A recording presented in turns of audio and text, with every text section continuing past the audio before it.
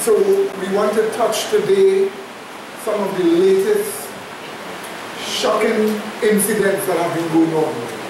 All to help us see how late time is and for us to catch the first light of the final events that are coming. We want to show you this. You'll be shocked at what you are seeing here. So, also let me just say that the same battle that Brother Cameron Euro had in Trinidad, in St. Vincent, we want to say Sister Rachel was among us, had a terrible, terrible battle with people who were teaching that the scapegoat is Jesus Christ. And she thoroughly chunks them, so to speak. Thoroughly destroyed them. And we are very happy that her understanding has grown with regards to the truth that she could have defeated them all.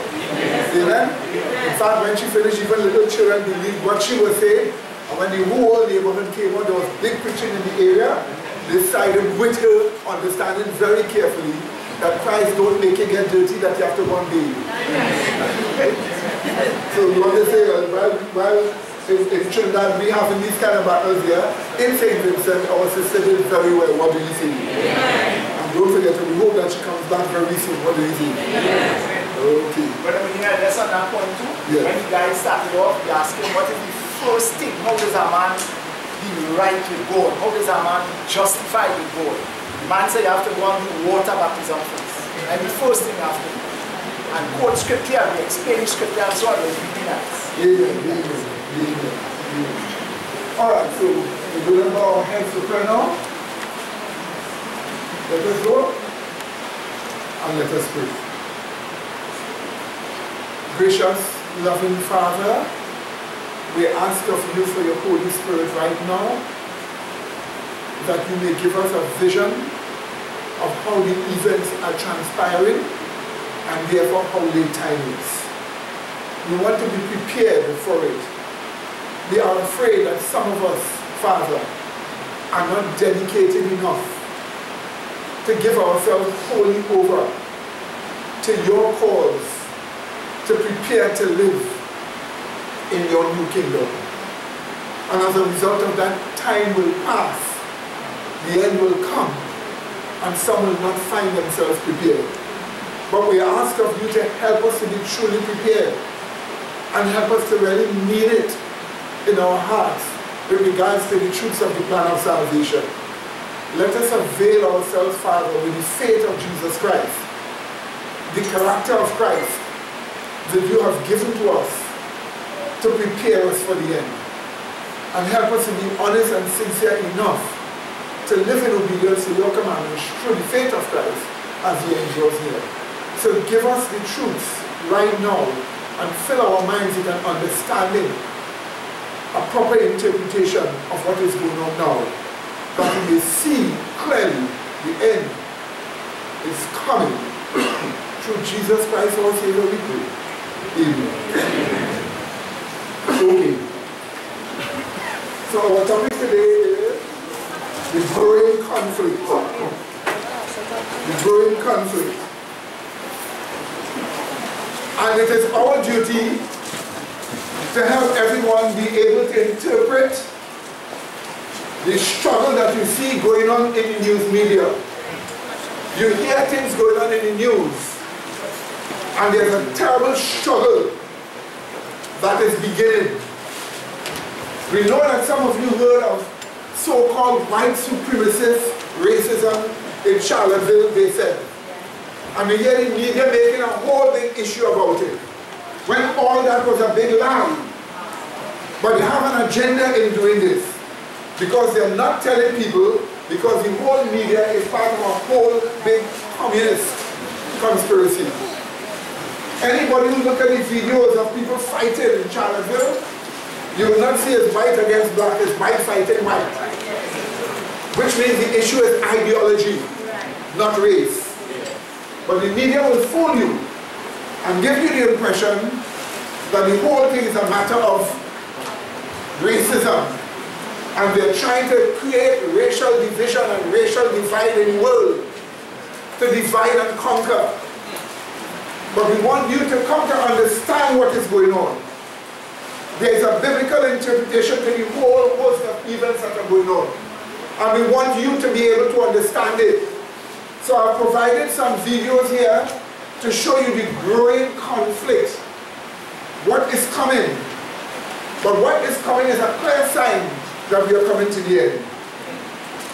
We know that there is something called a Sunday law that is to come.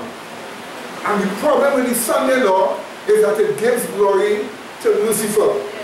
His original rebellion in heaven that he started is to be finished here on this earth, where he can get by law everybody to be forced to claim that he is God with God. And they will bring a Sunday law for that. The Bible does tell us that this is going to happen. The next events to take place is Revelation 13. Right. But if it is so, we must be able to see it beginning.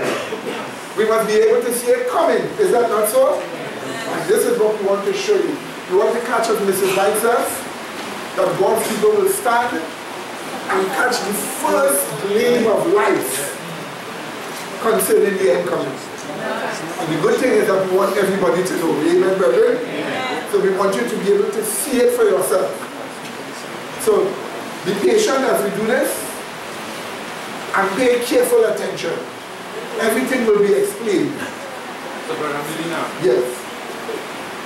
In the studies that we did in the past, in Daniel chapter 10 and verse 1, we were told there that Daniel got a vision about a great conflict.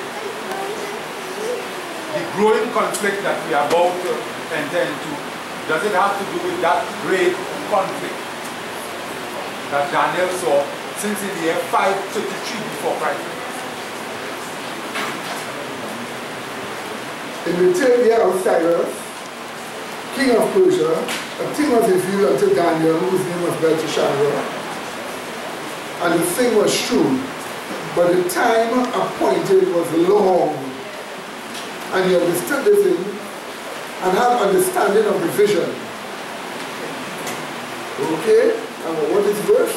Verse 1 says, okay. The translation should not be the time appointed was long, but it is concerning great conflict. Okay. Right. Oh, but the hostility was great. That's the actual translation. Right. Not at the time appointed. Now Daniel, actually, this statement from Daniel is explained in Daniel chapter 11 and 12. And it goes on from the time he takes us a long protracted struggle, coming right down to what we are talking about now. Because in the end, the king of the north and the king of the south must clash. And all that is in chapter 11. So that will include all that is taking place now. But it was a long period of struggle, which is what chapter 11 explains. And by the way, we already have those in book form here in this church, so you can understand everything, okay? Right, now, first of all, just before we show the first video, President Trump did something. He signed a declaration declaring Sunday a day of prayer for the victims that died in Houston and other parts of Texas with Hurricane Harvey. But many of you don't know the story. That before, a lot of black people don't know how to swim. A lot of them are in the streets, so that's why a lot of them would have suffered. But the people are not told that President Trump, before the hurricane hit Houston and the areas, he warned them. He himself personally called and tell the mayor them to get out. Literally tell them to get out. But the mayor is a Democratic, from the Democratic Party. And he had his marching orders. And he told the respondents who were supposed to help evacuating people to stand down. Because they wanted people to die, because they wanted to blame Trump. We are facing terrible, bitter struggle coming ahead. It is realm wickedness, gross wickedness. But the media won't tell you because the media is a part of the wickedness. Do you know what CNN said? CNN said that the storm when the hurricane reaching Texas, it was supposed to be a category 4. And God cut it down to a category 2 to deal with Trump. To rebuke Trump. So all of a sudden, atheistic, communistic CNN is prophet. And no, God cut the storm. In other words, the storm was supposed to be high, but God rebuked Trump by cutting it down. Apparently, if more people are dying and Trump go to hell, he would have been a great hero. So God don't want him to be a hero, so God made the damage less. That is CNN for your money. That is why those of you who put on your CNC3 or TV6 and see them showing this CNN and waste your time watching it, you are in danger of being deceived. That organization is one of the worst. You see? And this is the reason why I don't believe them and don't listen to them. They are great liars. So they lie about everything. So we want to show you some of the things that are happening now. There's an organization by the name of Antifa. See the little Antifa here, you will see it here just now. This organization, funded by George Soros, has now become the communist shock troops. This never happened before. And I'm telling you this, do not expect America or any part of the world to go back as it was in the days of Obama. Because what Obama spawned, and the International Bank has spawned, it is being unleashed now. And now evangelicals, spiritist evangelicals, have a chance to take over, and they're beginning to take over bit by bit. We are not going to have the tables turned back. I myself am shocked how late time is. I got scared. You see, if you want somebody to accept something, come by nice, justifiable, piecemeal, what you call request from them. Piecemeal. We know the Sunday law is coming. Well, if you declare Sunday a day of prayer for victims, anybody will say it's a good thing.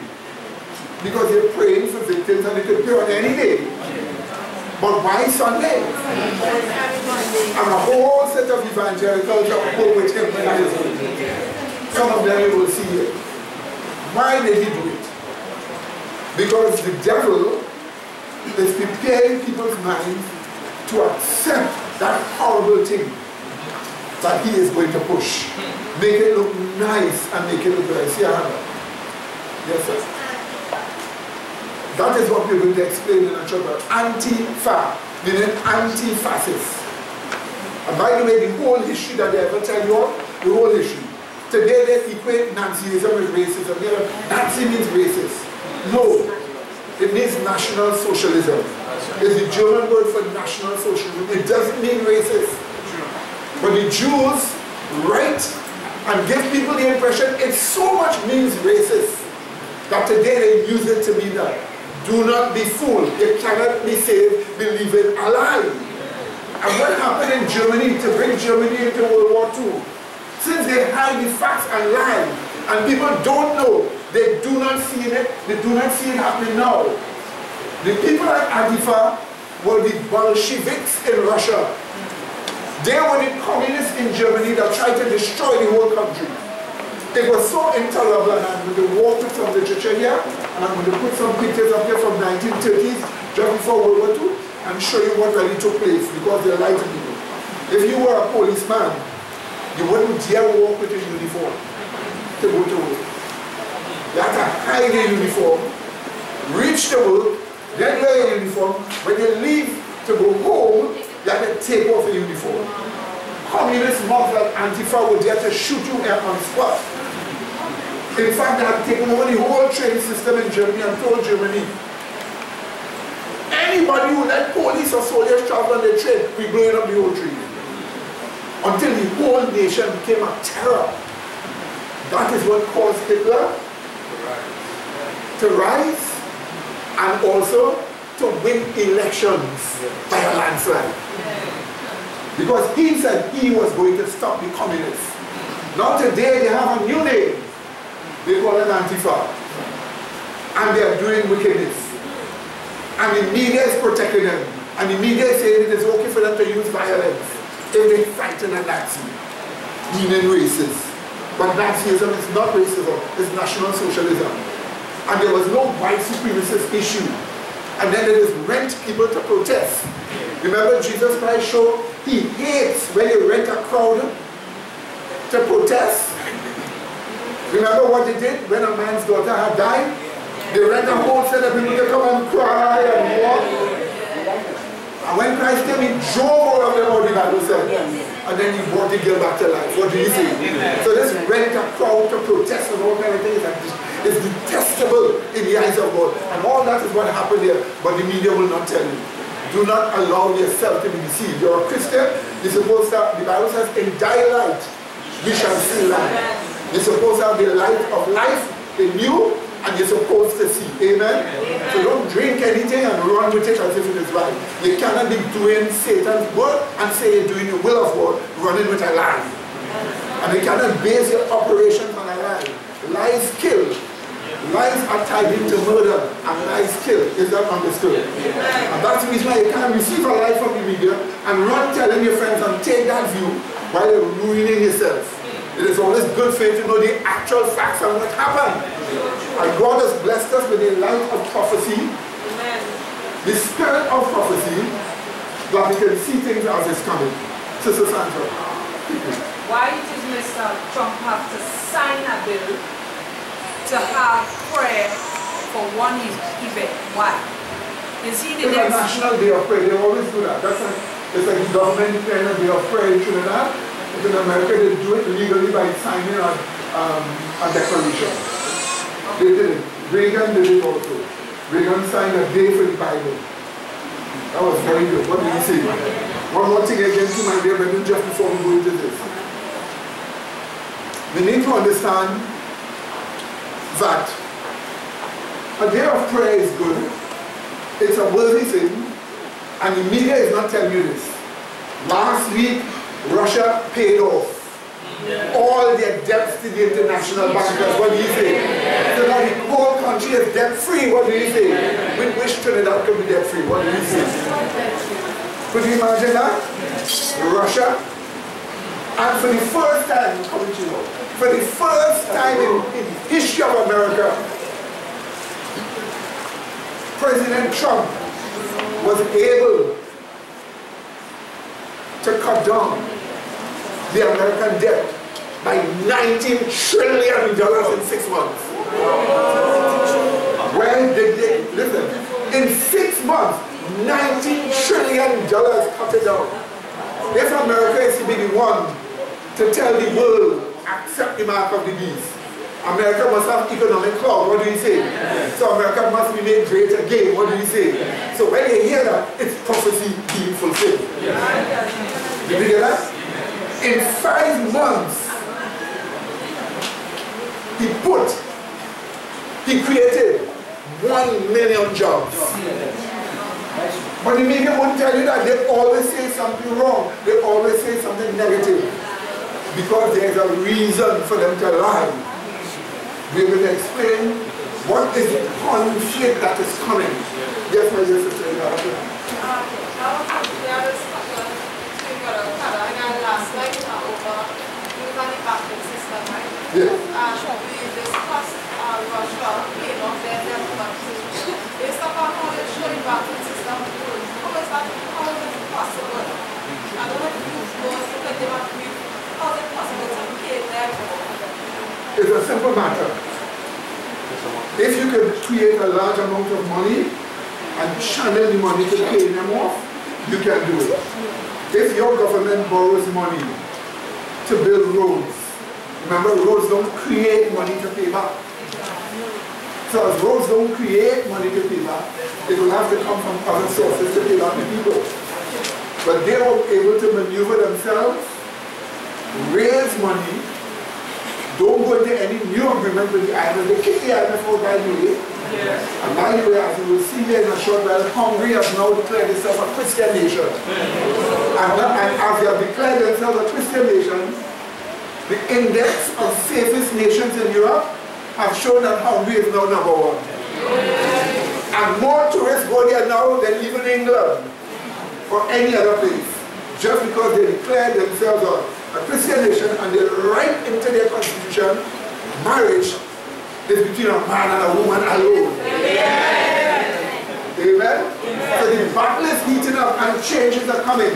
Things are taking place. And we want you to understand. To be able to pay off your debts and so on is a good thing.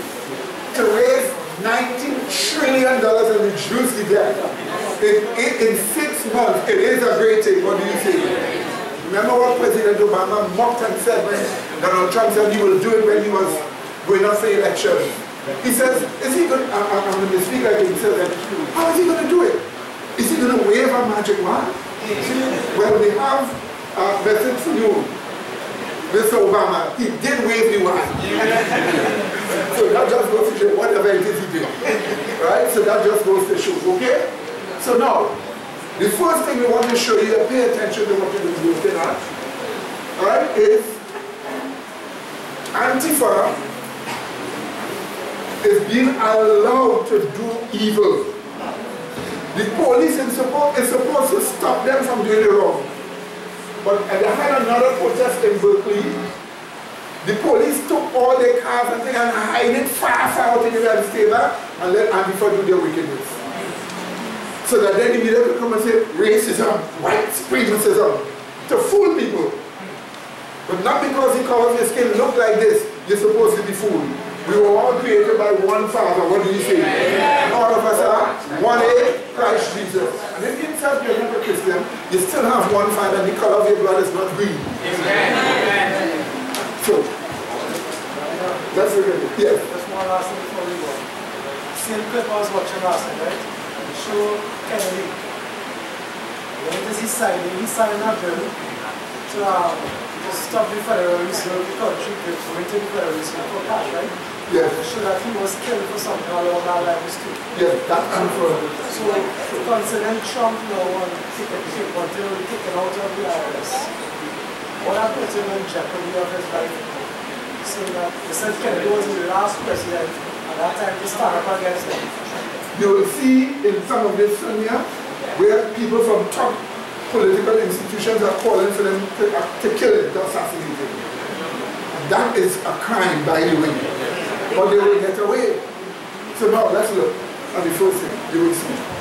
Meanwhile, the violent left has made another appearance in Berkeley, California. A planned anti-Marxism rally on Sunday was canceled because of fears of left-wing violence. Those fears turned out to be justified. Thousands of marchers showed up.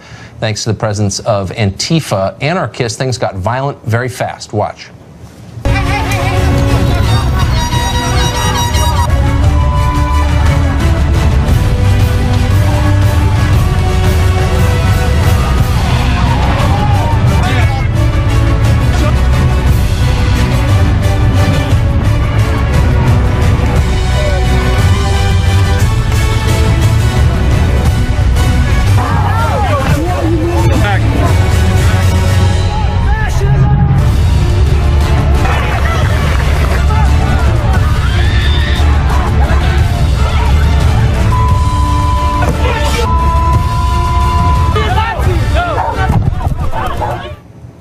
Joey Gibson organized the Patriot Prayer Rally that was supposed to be held on Saturday but was canceled due to fears of violence. Again, fears that turned out to be justified.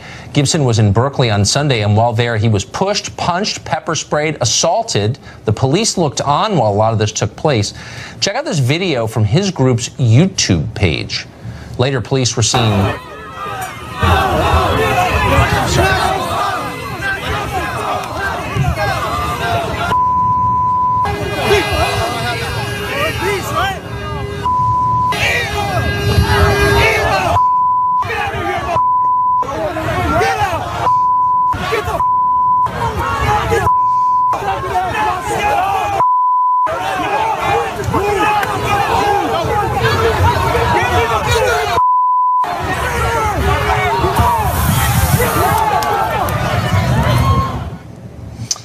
Later, police detained Gibson and his friend. According to the LA Times, they were arrested for, quote, running at police, one of the most misleading news stories ever published.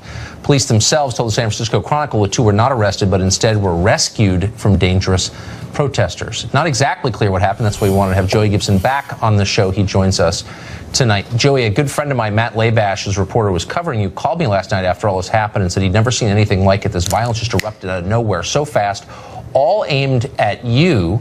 Couple obvious questions. There are police all around. Why did none of them come to your aid as you were being beaten in the head and pepper sprayed? Well, we've talked to quite a few police officers. Most police officers, they join the force because they want to help people out in these situations. Yeah. Unfortunately, there's people higher up who are not allowing them to do it. Trust me, they didn't want to stand around and just watch, okay? We have mayors all over California and in this country that are using the police forces for their own political gain. Did you, I just want to be totally clear, this is the third time you've been on this show. You've been repeatedly described as an alt-right figure, a white supremacist, a white nationalist. You've said that none of that is true, and I believe you. I just want to be clear. Did you say anything provocative, use racial slurs? Did you say anything before you were just pepper sprayed and hit in the head? No, we constantly preach love. It's our thing. That's what we want to do. We want to preach love, unity, and peace. These things are really important. We have to have that in our country. We walked in there, you know, giving the peace sign with our hands up. Now, we knew that there was a potential that people would try to, you know, assault us. But that's why we had our hands up, because we didn't want to be aggressive. You know, we didn't want to go in there like we want to fight. We just want to be able to go in there and exist in America. That's all we want to do. We want to be able to exist in the middle of a public park, you know, in Berkeley, you know, or wherever that may be. And we were around a bunch of moderate liberals who were holding signs like love and peace and like nonviolence and all this stuff. And then they just sit there and watch, you know, Antifa just barge in there and just start attacking all of us. And I'm just wondering, you know, moderate left, like how long are you going to stay silent on Antifa? Okay. The politicians, the mayor of Berkeley, the mayor in San Francisco, Nancy Pelosi, you know, Feinstein, all of you, how long are you going to stay silent on Antifa? Because in their silence, it's almost like they're just using Antifa to their benefit to attack free speech. That's exactly right. They're cowards. One of the most upsetting things I've seen on tape in a long time is the end of the video that we just showed, where you're walking backward with your hands up. Someone throws a bottle of urine at you. Someone else hits you. There are police officers directly behind you. They do nothing. And then you wind up in handcuffs. How did that happen? I think that what they're trying to do is they're trying to just de-escalate the situation, and I think that we're also in a secure area too, so I think they just want to put cuffs on us and walk us away to kind of see what's going on. Once they understood the situation, they took the cuffs off and they just started rinsing us off in a hose, because I was pepper sprayed like 5 times. Did anyone get arrested? We're watching the video now of you getting hit in the head with a pole. There you are getting pepper sprayed. Did any of those people get arrested? I don't know. I know there's about 13 arrests yesterday. I don't know if any of that had to do with me, but we got to understand, man, there was people there was journalists just getting beat in the streets for like 5 minutes. I mean, it was horrendous. It's a horrible thing that happened yesterday. I think America, you got to understand, like a lot of people think that if you just leave Antifa alone, just don't talk about them and they'll just go away. No, we got to stand up to Antifa. You got to talk to your politicians. Say, do you support Antifa? Do you support their violent tactics? I mean, guys, if you go on YouTube and you search up the film, there is horrendous things that happened yesterday. And this is America. Okay, this is America. This is where we should be able to go and just exist in public, say our part, just speak, just be Americans without the threat of violence, without people dressed in all black, covering up their faces, just beating people up, beating them to the pulp. I mean, there's a lot of horrible injuries yesterday. This is a political militia that is doing the bidding, in effect, of Nancy Pelosi and Governor Jerry Brown and the mayor of Berkeley and all these supposedly mainstream Democratic politicians. And this is a militia hurting American citizens for saying what they think. It's terrifying. Joey, you're a brave man, and I appreciate your coming on tonight again. Thank you. Imagine this. They can't even have the public prayer, patriot prayer, without somebody rushing upon them and looking to beat them up from Antifa. They were just going to pray for the country. That's all. And the politicians stood by while it happened. The police hated themselves, and those who came stood up and watched and did nothing. Why is this conflict happening? And how does it relate to what the Bible tells us will happen? That's what we want to show you. We want to show you the growing what? Conflict. That's what we want to show you. So in the end, you wouldn't be fooled by the propaganda that is going on, but that you would know, that you would have a proper interpretation of it. What do you see? Now let's look at the Antifa again. What is after Marino? It's back into ancient time BCB when the Jews are never trying to put the same thing by going out a more primitive way, another little bands and etc. Another little groups going around killing people. You're not trying to usurp the country and pay off the politicians and all kind of blackmail and skullduggery. You know, but that would remind me of, you know, and then after to say fascism, National Socialism is fascism, you are disciplined. So to say that racism and it's anti-fascism is fascism, you know, it's racist too.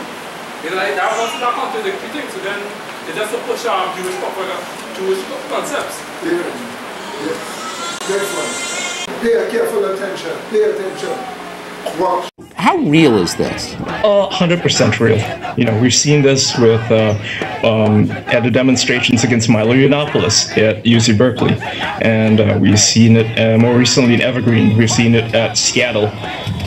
We've seen it in a variety of places across the United States. You know, Baltimore, Mississippi, everywhere, where Antifa or cells thereof are blooming. You know, they're sprouting, blooming like plants. You know. So it's very much real, you know, and not enough people, I think, are paying attention to it, unfortunately.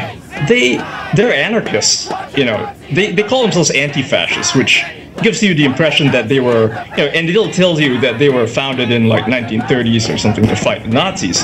But in reality, they were founded in like the 80s. I mean, at least the modern version of them, right, the modern incarnation, was founded in the 80s in Europe, and they're essentially just communist or anarchist groups who don't like capitalism and they want to overthrow it, and that's all they believe in. It's violent. Some of them, they publish independent manifestos, and all it talks about is we don't believe anything and we just want to see the system burn itself down. So yeah. They don't seem very bright. I mean, if you hated capitalism, you'd be every bit as mad at Hillary, but they're not. So you see, those are some of the people who were arrested. Finally, the police had to arrest and arrest some of those people. What you observe of the people who are arrested are from Antifa. If Antifa is the one fighting against racism, how come all of them are basically one race? You understand what I'm saying? So the point I'm saying here is that that is nonsense that the media is telling you. Don't let them fool you, okay? Now there's a group by the name of the Sons of Italy. Those are Italian descendants in America. Those people have seen Antifa start attacking the statue of Christopher Columbus. Now Christopher Columbus was an Italian. We know Italian Jew, but they say Italian. So Antifa started attacking the statues. So the Sons of Italy came and gave them a severe warning. You start the violence first. When we finish it, it's going to be a different case. So in other words, the whole conflict is building up. Now they're threatening to kill. So we have a lot of violence coming. Italian Americans are proud of their contributions to building the American dream, and the Sons of Italy are fed up with the Antifa thugs defacing statues and exasperated at the liberal politicians kowtowing to those thugs by removing monuments. Idiot Mayor Bill de Blasio is considering removing the famous Christopher Columbus statue in New York City, after Antifa started defacing the Italian explorer's statue in other major cities. Now, the Sons of Italy are responding with a brutal warning. You don't want to miss this. President Donald Trump was right again when he sarcastically made the point that the Antifa thugs wouldn't stop at only defacing Confederate monuments. Trump told the mainstream media, "What's next? Washington, Jefferson." His point is coming true as we see the communist rats target and deface statues of Abraham Lincoln and, now, Christopher Columbus. Liberals have been after Columbus for some time. They've rewritten history, alleging Columbus harmed Native Americans. Liberal cities like St. Paul, Minnesota, and Portland, Oregon, have even changed Columbus Day to Indigenous Peoples Day. And if you're like most Americans, Italian Americans, like all other Americans who have relatives that immigrated from Europe, built this country. It's just a fact, Legal immigration in the 19th century saw the influx of those European immigrants who were the vast majority of our labor force in factories and in construction. Now, with Antifa targeting Columbus, it's alienating Italian organizations like the Sons of Italy and the Knights of Columbus. New York City Mayor Bill de Blasio, an Italian-American, is a turncoat liberal who lies about Columbus. The historical figure of Columbus is complicated, to say the least. There's some troubling things in his history, said de Blasio, according to the New York Post, which goes on to say, the 76-foot structure honoring the explorer at Columbus Circle should be among the statues reviewed by the city for potential purging. Now, as Columbus statues are being defaced across the country, Sons of Italy President Kevin Kyra has had it, and he relayed a brutal warning about messing with the statues. This is happening everywhere, said Kevin Kyra, president of the Sons of Italy's Commission for Social Justice. Kyra went on to say that Italian Americans sometimes get a bad rap over the brutality of the Italian mafia, but he also warned that Italians are to be messed with when it comes to their history. Kyra defended Columbus as a great explorer who was not guilty of all of the sins ascribed to him. He's been the target of people claiming he caused all of the ills of the world, that he caused genocide and slavery, Kyra said.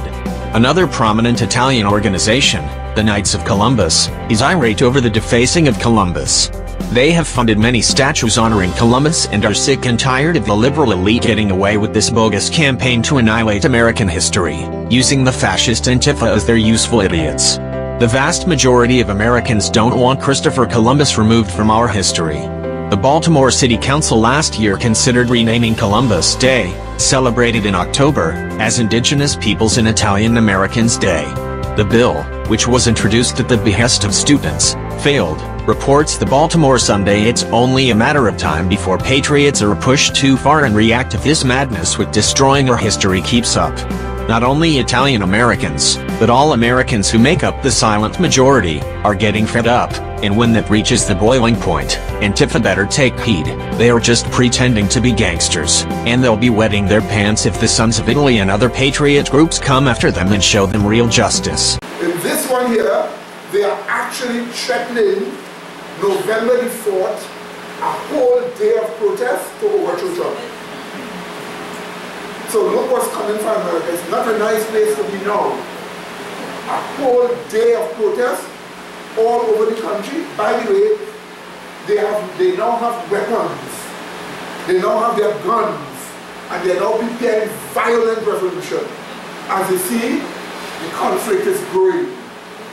So you need to understand this. You need to see how terrible things have reached. Now what does that have to do with what the Bible tells us? We are now seeing the groundwork for the Sunday law coming. As you will see, pay attention again as we go on.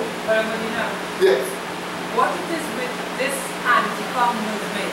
Is it that even though you said that people were paid to cry in the time of Christ, or in this case, they paid to fight, in the minds of the people who accepted to participate, you go out on a protest and you just start to hit people just like that. First you hit them. What is working in the minds of the people? Is it that they were given some kind of a knowledge beforehand, or is it that they just impulsively started to get involved in this conflict? What really triggered it up? Antifa. Antifa is a paid group paid by John Soros. Last week we showed they were protesting to get their money. Yeah. And they are paid to protest, to bring anarchy and chaos, and then cause riot and revolution. That's what they are paid to. That's why it's part of the plan.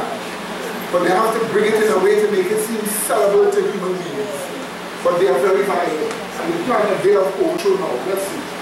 Antifa is trying to plan a civil war to overthrow Trump on November 4th. What's up, everybody? Truth Seeker here.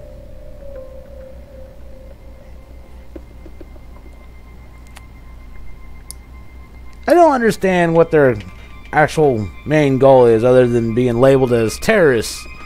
But we all know they're pretty much the modern day Nazis. And the funniest part is they call everybody else Nazis. But anyways, this article says Armed Antifa militants are planning to instigate a civil war in 2 months' time in order to remove Donald Trump from the White House.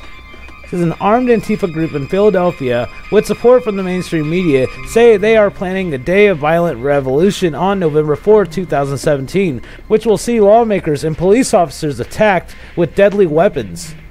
The Daily Caller reports Antifa's website, Like It's Going Down, Submedia, and Insurrection News have been promoting the group, which calls itself Revolutionary Abolitionist Movement,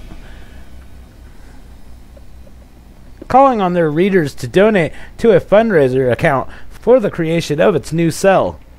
The press release the group published in far-left media is filled with hyperbolic claims about how mosques are being ruthlessly bombed and how LGBTQ are being battered. The destruction of black life continues unabated as millions languish in the plantations of the modern-day slave system, the group states. Taking pride in the legacy of Philadelphia's rich revolutionary tradition, RAM cites Momo Abba Jamal, the Black Panther activist who shot and killed Philadelphia police officer Daniel Falker in 1981. It also cites Russell Schultz, who shot a police officer in the back 5 times in 1970. Similar to Antifa, the actions of the Black Panthers have been described as having a very undefined purpose of assaulting police officers. Like other Antifa groups, RAM claims to oppose the usual isms and white supremacy, but a quick look at the organization's political foundation page, as highlighted by Far Left Watch, notes the inclusion of several alarming points, including the abolish of gender and the expropriation and cooperative economy. The latter calls on members to expropriate or take away goods, lands, and tools to begin the revolutionary process. Exportation is another way of saying seize or steal. The organization models itself after the so-called Rojava Revolution, a leftist guerrilla movement currently active in North Syria. RAM states that the communists offer a foundation in communal and council-based political organizations and militant defense. The organizations within the Rojava Resolution are currently involved in combat against ISIS. Far Left Watch notes that RAM has been hosting a variety of anti-police workshops, including a legal training workshop, a class on the introduction of anarchism, and one called Our Enemies in Blue, which deals with anti-police actions or how to handle police officers during violent clashes. Despite active calls for violence against law enforcement and revolution against the government, the liberal media has been surprisingly lenient in its coverage of Antifa, depicting them as righteous crusaders against the rise of white supremacy. Doesn't that just make you sick? I don't understand what is wrong with our media. Like, how do they go to sleep at night? Like, knowing that they're sitting there fear-mongering and brainwashing the sheep, knowing that they can't think for themselves, and so they know they're sitting there setting this narrative thinking that all the Trump supporters are the bad guys, while Antifa is actually the good guys. When, in all reality, I think even the people in Antifa don't even understand that they are actually really becoming the next world Nazis. They're not understanding that. They're not fighting against fascism because they are fascists. So what is their actual real plan? It's actually not their plan at all. It's George Soros. George Soros knew how to get everything riled up. He knew how to cause the chaos. He knew how to create the division. And it's working like a charm because people keep watching the mainstream media. If people would just cut their cable and stop watching the mainstream media news and actually start talking to other people, maybe people all around the world start talking to, you might actually start understanding that the stuff that the mainstream media is telling you is lies. You might figure that out. But sure enough, there's going to be so many people that's still attached to the mainstream media that they ain't going to know what to do but follow. And so if the mass majority that they see on their TV screens and iPads and everything else is saying, hey, Antifa is the good guys, what do you think they're going to do? Oh, we're going to support the good guys. That's kind of how this works. And so it's our jobs and our duties to plant the seed, and that's all we can do. We can't bash it into their heads. All we can do is plant the seed and hope that it grows. So, by sharing videos like this to skeptics and unbelievers and stuff, I guarantee at least maybe 3 out of 5 is going to watch it. And maybe the 1 out of the 3 is actually going to open their eyes. So I mean, it's a pretty good chance. Definitely share videos like this around. Help get this around. People need to know. November 4th, Antifa is planning to overthrow Trump by causing a civil war. Get this out there. Thanks for watching, everybody.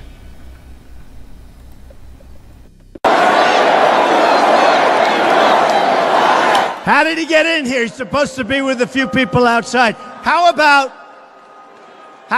all week they're talking about the massive crowds that are going to be outside? Where are they? Well, it's hot out. It is hot. I think it's too warm. You know, they show up in the helmets and the black masks, and they've got clubs and they've got everything. Antifa!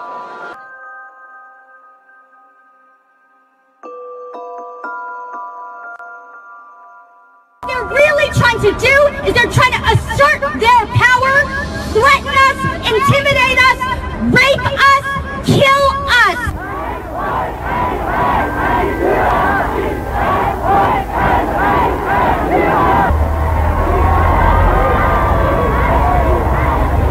These people are fascists. Antifa also knows that it can rely on the mainstream media to report the fake news that this was a protest. It wasn't a protest, it was a violent riot.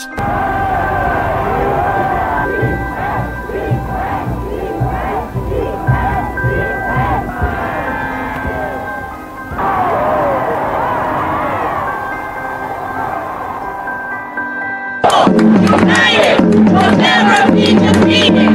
The people united will never be defeated. The people united will never be defeated. The people united will never be defeated. Ladies and gentlemen, non-binary members of our congregation today, I would like to thank everybody for coming out. I stand here today, a veteran of these United States Armed Forces and a proud 21st century patriot. I would like to take this opportunity to talk about this oppressive regime and the repressive regime that constitutes capitalism as a whole. We are socialists, we are enemies of the capitalistic economic system for the exploitation of the economically weak. With its unfair salaries, with its unseemly evaluation of a human being according to wealth and property instead of responsibility and performance. And we are all determined to destroy this system under all conditions. Benefit to the community precedes benefit to the individual. This state should retain supervision, and each property owner should consider himself appointed by the state. It is his duty not to use his property against the interests of others among his own people. This is the crucial matter. This American nation will always retain its right to control the owners of property. A policy of laissez-faire in this sphere is not only cruelty to the individual guiltless victims, but also to the nation as a whole. For there is one thing we must never forget. The majority can never replace the man. Life is like a mirror. If you frown at it, it frowns back. If you smile, it returns the greeting. Donald Trump seems to think that if you tell a big enough lie and tell it frequently enough, that it will be believed. It's not the truth that matters, but victory. The doom of a nation can be averted only by a storm of flowing passion. But only those who are passionate themselves can arouse passion in others. Thank you.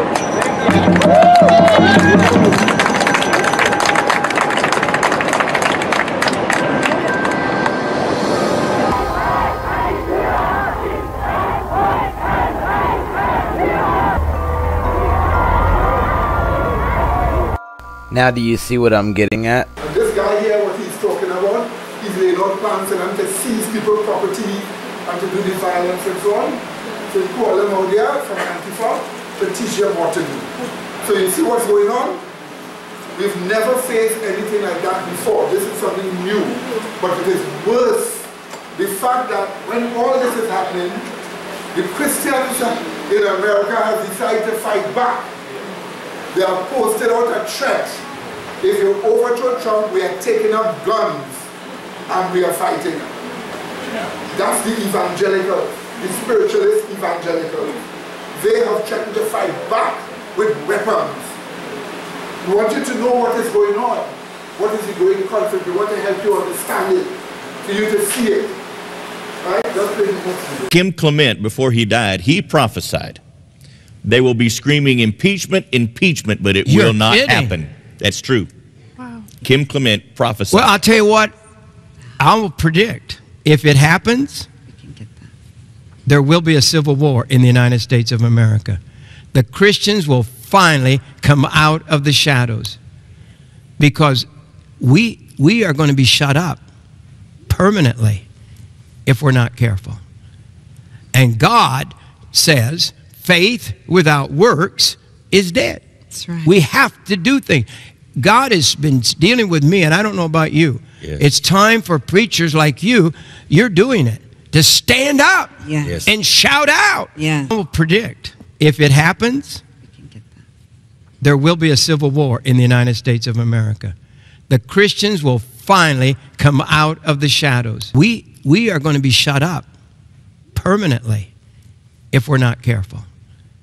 And God says faith without works is dead. That's right. We have to do things. God has been dealing with me, and I don't know about you. It's time for preachers like you, you're doing it, to stand up and shout out. That's their response. They are going to come up and they're going to fight. Now, why is all this going on? It seems as if it is the right and the left fighting each other. But it is more than just that. So the Navy SEALs themselves came out and gave a warning.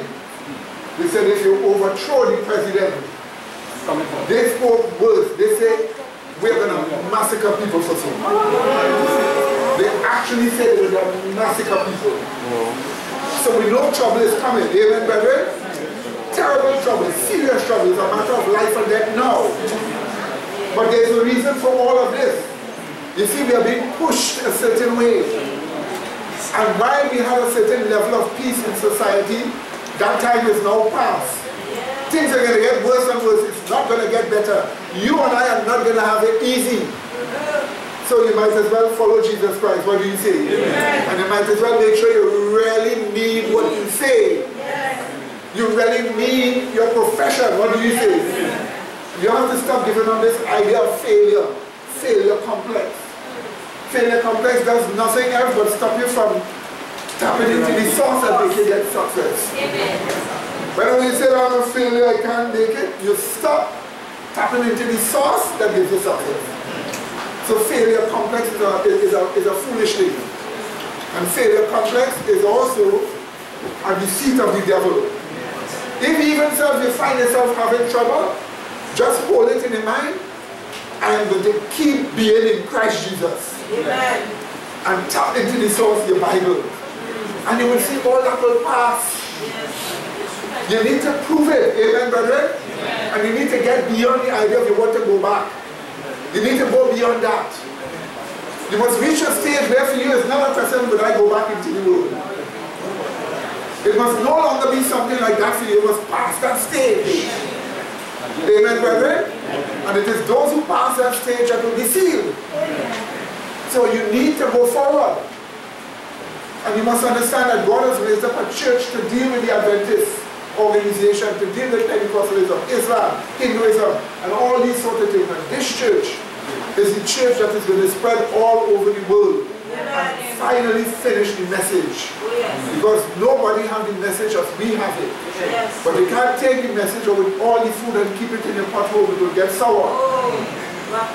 You have to share it with others. What do you say? Okay? This is the year of starting 3 more new churches. We hope before the year end, we'll start 3 more new churches in different parts of this country. With your help, what do you say? Because the world's supposed to spread. And always remember, while we are working here, we also have, we're in different countries of the world, that idea that will spring into action. When you are being called upon now to be honest in your devotion and to give yourself that chance to go the extra mile. Some of you only lasted for Christians for about a year, but here in this church you pass that. If you pass that year, you will make it. What do you think? Just keep it. Just keep on. What do you think? Amen? As we say here, failure is not an option. Amen, brother? Failure here is is not an option. You will have your troubles, you will have your problems, but hey, be patient with your own self. And eventually you will pass that. What do you think? Pass it until you reach the stage where it's not a question of you turning back. If you want to ask me, Brother Medina, will any temptation or torture or anything make you turn back? If God wants me to be tortured, why should I turn back? Sure. Because if you turn back, you still will get tortured in the place. What do you think? But if you get tortured for him, what do you think? You're sure getting a great reward. What do you think? Amen, brother? Yes, sir. Yeah, brother, every time I go to this function, like when I'm at home and then after I watch it at church, no? You can't speak in a perfect knowledge, but to me, what I get out of this, really, is just plain and simply, is just a sort of chaos confusion, this order decay, right? And then after seeing two cultural hegemony getting uplifted, and then there's which one comes first, and which one will come after. You know, so you got some that don't come first, and when everybody gets fed up all of the idea of some exaltation, and the turn between Israel, kill the people who follow the Pope, and then after you see the certain days of Earth's history and a resurrection of the New World Order. So which one do you want first? Amen. Okay, let's hear some of the church. Navy SEAL warns of gruesome massacre if liberals remove Trump from office. There is a silent giant in America, and every day they get a little bit closer to coming out and putting a stop to the ridiculous and atrocious actions of the left. Our veterans stand with honor and integrity and do everything in their power to keep things from coming to a violent head, but these men and women are being pushed to the very edge of societal niceties. Not much more needs to be said to add to what Craig Salmon Sawyer has stated in his social media post, so I will let you soak in his advice. According to Truth Uncensored, Craig Salmon Sawyer, a Marine veteran, former Navy SEAL, sniper, combat instructor and the owner of Tactical Insider, warned of a gruesome massacre if President Trump is removed from office. Sawyer posted his resolution in a Facebook post. Americans, patriots, pray for our nation. Pray for our president. I'm hearing serious rumblings of a hostile, illegal coup against our democratically elected president by seditious, deep state subversives funded by Soros and other globalists. Very disturbing, he wrote, adding, Patriots, this would be nothing less than an act of war against the American people. It would be the removal of our boldest defender and last possibility of maintaining our protective constitution. Under the boot of globalists, life as we know it, would immediately decline to the model that suits the globalist interest, Marxist/socialist/communist. They get complete control, you get zero. Freedom, gone. Liberty, gone. This agenda is evil and simply cannot be allowed, at any cost. Like all military, law enforcement and government officials, I took an oath to defend our Constitution against all enemies, foreign and domestic. By abandoning the rule of law and conducting a coup against the president and policies we the people elected, they have made themselves enemies of the United States. Under threat, all patriots, whether civilian, law enforcement, government, or military, have the duty to defend our Constitution against such enemies. Some speculate on civil war. I readily recognize a much more sobering reality. Anti-American subversives involved in any way in an unconstitutional coup against our president will be run down and executed immediately by the world's most supreme warriors. There will be nowhere to run to, nowhere to hide, no mercy, no sense of humor. Harsh examples will be made. My prediction is it will be a gruesome massacre. Why? Because one side in this conflict has 8 trillion bullets and the other side doesn't know which bathroom to use. It will likely only take a few hours. Lessons will be learned. History will take note. Order restored. Patriots, we the American people stand united as one, against all enemies. We are peace-loving people who abide by the rule of law. Prepare yourselves in case this ridiculous insanity actually gets played out and the rule of law goes out the window under their gross miscarriage of our legal process. Shaking my head. United we stand. At the ready. USA. While Sawyer is correct in reminding those who took an oath to defend the Constitution that it includes protecting our president, we know that veterans will adhere to their oath, but many law enforcement and government officials have abandoned their oath because of liberals' rhetoric that Trump is not their president.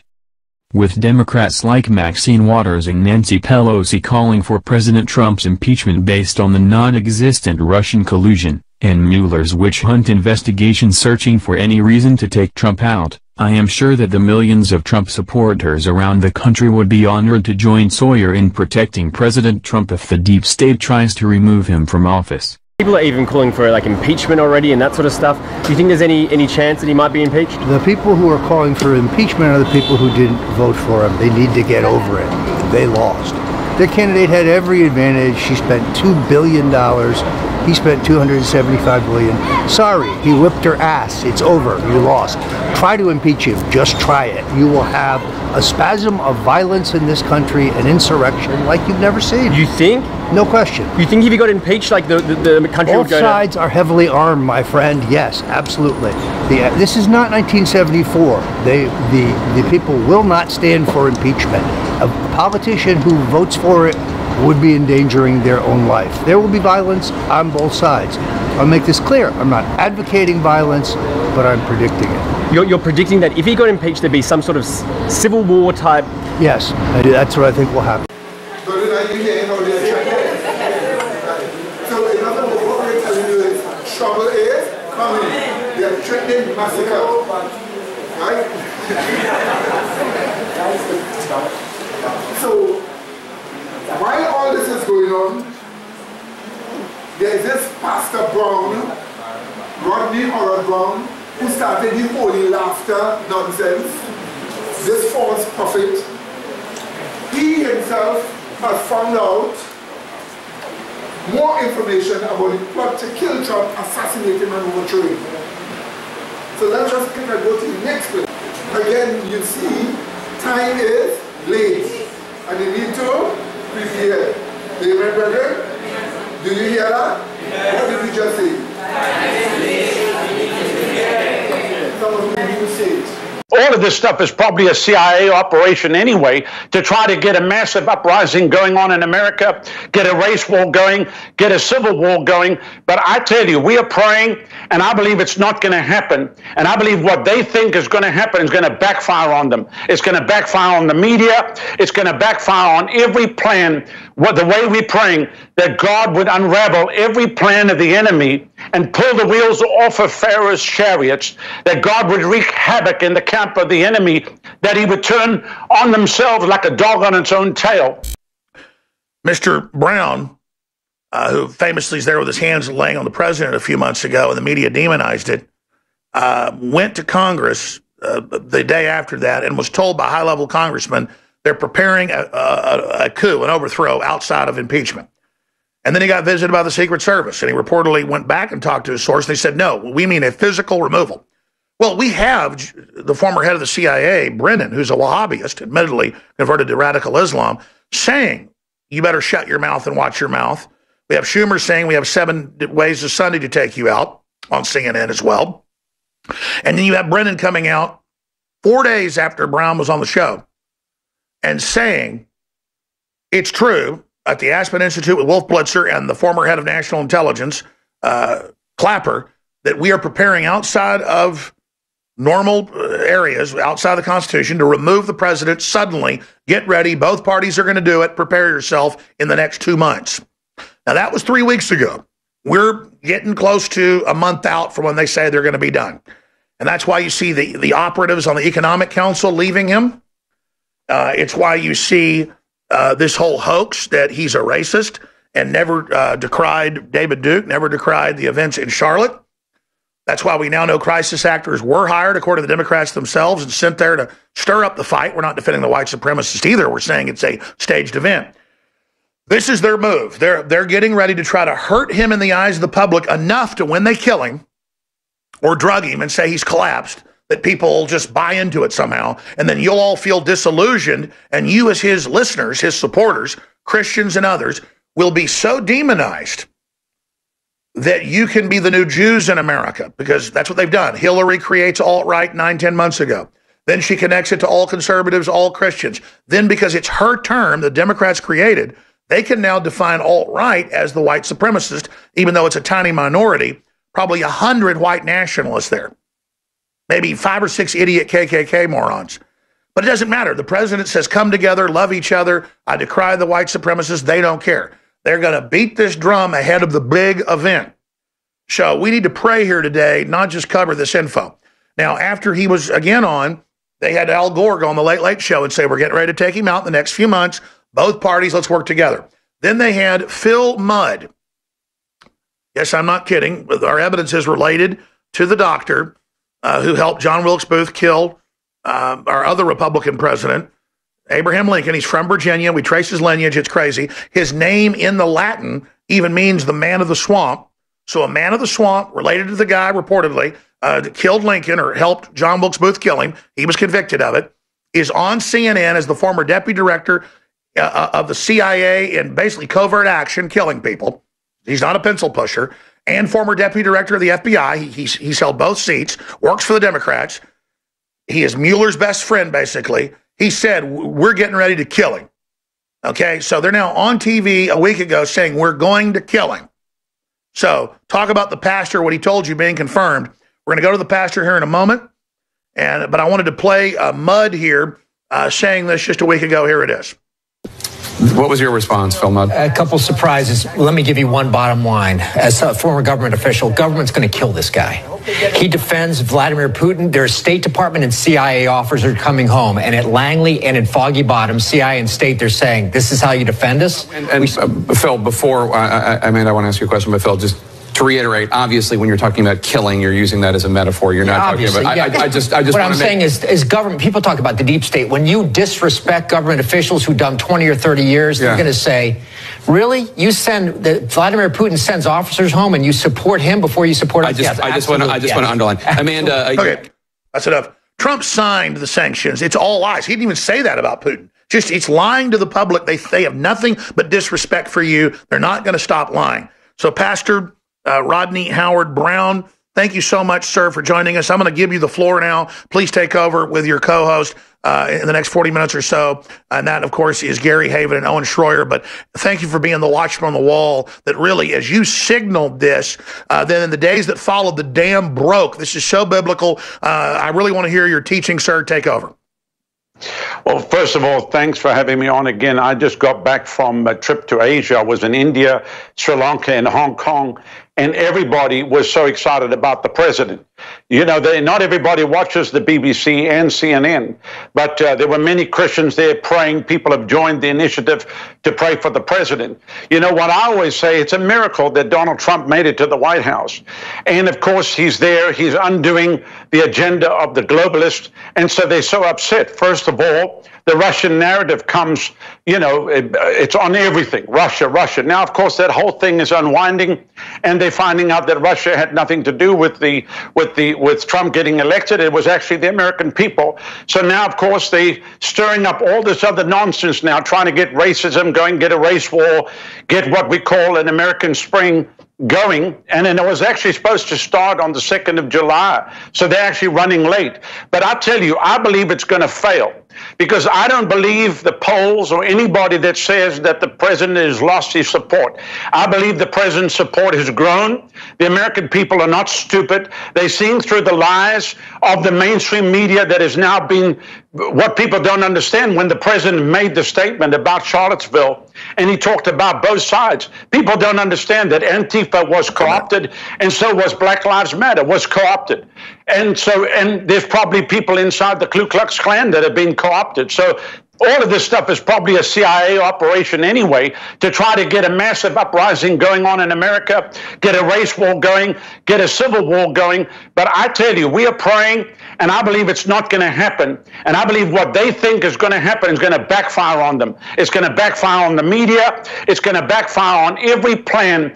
The way we're praying, that God would unravel every plan of the enemy and pull the wheels off of Pharaoh's chariots, that God would wreak havoc in the camp of the enemy, that he would turn on themselves like a dog on its own tail, and that the church is going to wake up, and the preachers need to, excuse me, Alex, the preachers need to grow a pair and stand up in the pulpit and call a spade and say it just like it is, and draw a line in the sand and tell the devil, you're not going to have America. God has heard our prayer. He gave us Donald J. Trump as a last-minute reprieve, and I don't believe God answers prayer for us suddenly now to be set back. And so I understand their plan to take him out, but they are not going to succeed, not on our watch. And we are not going quietly into history. They're smoking some incredibly bad weed if they think we're going quietly into history.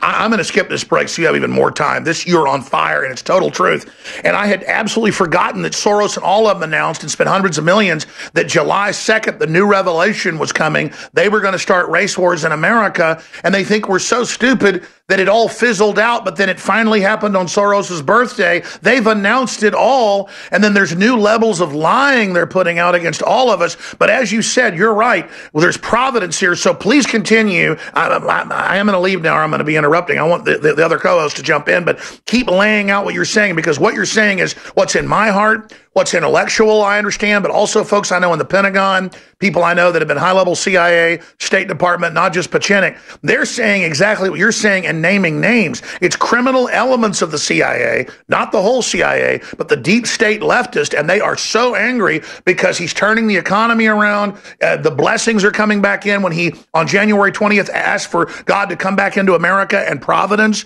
and they use the name Jesus Christ. I mean, this is powerful, and this is clearly a spiritual war, because they hate Christians. That's why they fund Orthodox Islam to attack Christians. So you've got 10 minutes to break, or 12 minutes to break, and we've got the crew here. Lay out, Pastor Brown, what we're facing, and then please give people your website so people can learn more about your powerful teaching. You'll be here with us till 40 after, but you can stay longer too. We've got another member of your great international and national organizations that also prays with Trump, Mr. Pena, joining us, but please continue. Okay, so here's what they're trying to do. Obviously, they're trying to label everybody as a white extremist, as a racist. Our church here in Tampa is totally integrated. We have every tribe and tongue. We've been working in the inner city of Tampa. The church is 20 years old. I can go anywhere in the inner city, and the people love us because they know how we've helped them and what we're doing. So the fact of the matter is this: what they want to try to do is go from what they call alt-right and KKK, white supremacists, and then label Christians. Conservative Christians are going to fit the bill too. So this is like almost like a Salem witch trial, where they're going to go on this hunt. You know, they first of all want to take out the president because he's actually speaking on behalf of the people. And I didn't see anything wrong with what the president said on his first statement, or even his second statement. I can't believe how the media would take everything and just twist it.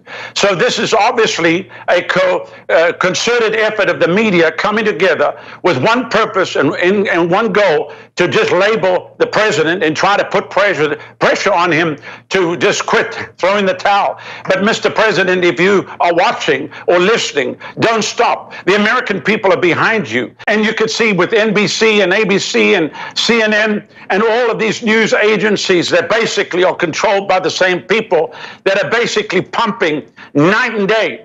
I was walking through the airport in Hong Kong, and there was CNN, and I could read the ticket tape, and everything was just attacking Trump night and day, night and day. So they're on an agenda right now, but I believe that we're going to see divine intervention. And I believe with all my heart that God is going to shake America from the White House to every house, from sea to shining sea, from Maine to the Keys to San Diego to Seattle, across the great state of Alaska, the Hawaiian chain to the island nation of Guam, American Samoa to Puerto Rico, that God is not finished with America. I don't care what the media says. I don't care what the papers say. I don't care what they try to stir up in our ineffective Congress or even our Senate, where that the whole place has been bought and is under the control of a cabal that basically runs the show. But God put an outsider in to give America one last opportunity. And I believe that we are going to see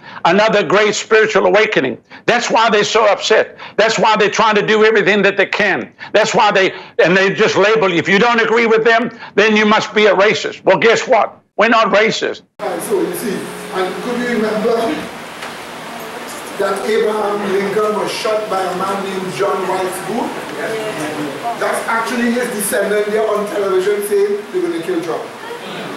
So the descendant of the man who shot the president of the United States way back at the time of Abraham Lincoln, his descendant is right there saying they're going to kill Trump. So you see what's going on, my dear brethren? But you are seeing, we are facing unprecedented trouble. Are you seeing it? Yes. Trouble is coming. Now, while all this has been happening, people have been lining up where they are going. Hungary has decided to take the position it wants to take on the World Series. Next day, quick thought. Watch this one. Pay careful attention. I love this to a certain extent, but it is a sign of people lining up where they are going. You make sure you know for sure where you are going by the grace of God. Hungary's birthday, the foundation of the Christian state, is what the entire country is celebrating on Sunday. Throughout the country, more than 100 settlements and cities had fireworks, with the capital taking the prize for the most extravagant fireworks show ever. Security was the harshest it's ever been at all events, due to the apparent threat of terror throughout the European continent. Central celebrations started off as usual on Kossuth Square with hoisting of the Hungarian flag, after which the newly graduated military cadets took their oaths. In his celebratory speech, Head of State János Áder has said the #1 challenge Hungary is facing is defending its own identity. In a time when most of Europe is in the grips of atheism, there is a nation where Christianity seems to not only be holding its own, but some say is thriving. Imagine a government that is unabashedly Christian, that thinks Christian values are worth defending, that wants to protect and even nourish the family. Welcome to Hungary. Hungary's constitution is explicitly Christian. It says that marriage is between one man and one woman, and that life begins at conception.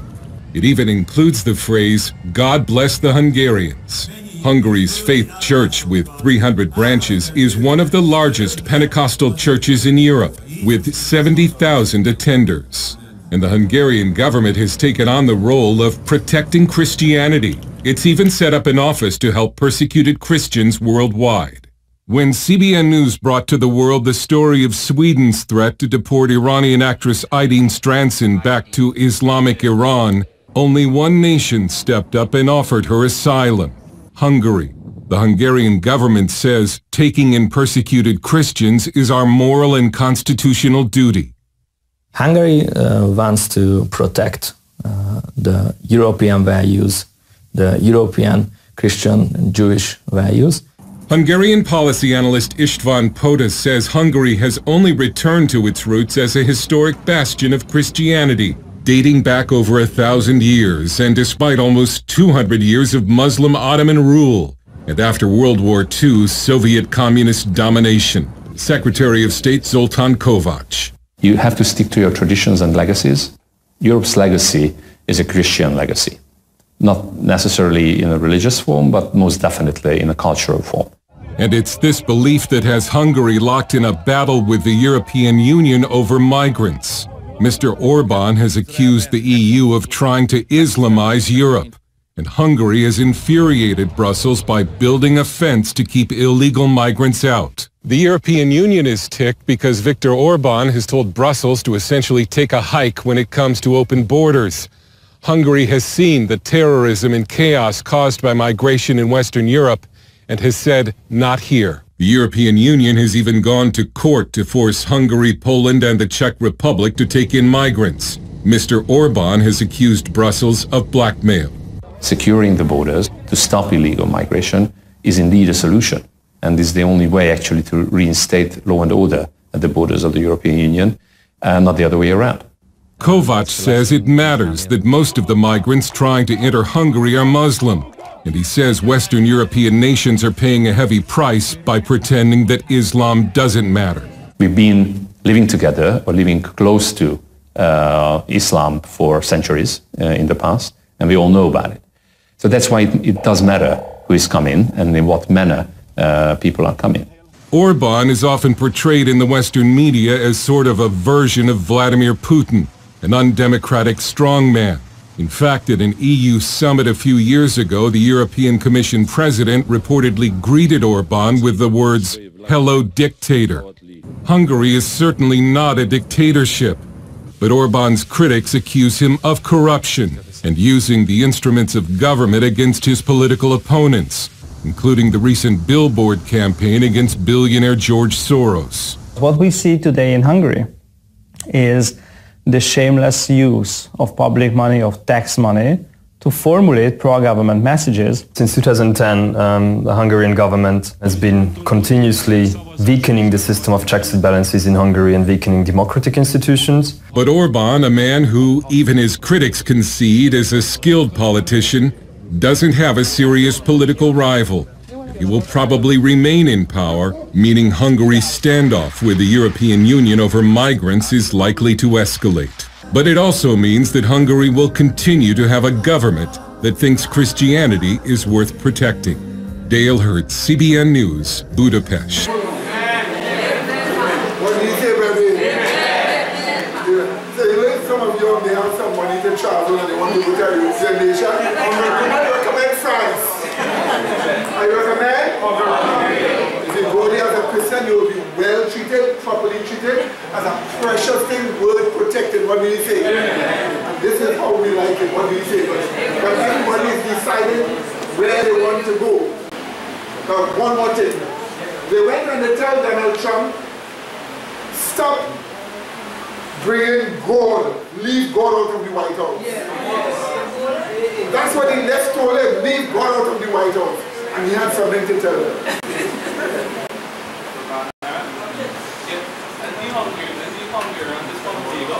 Yeah, not yet. Go ahead, my boys. Not yet, yes. There's a different ways of writing.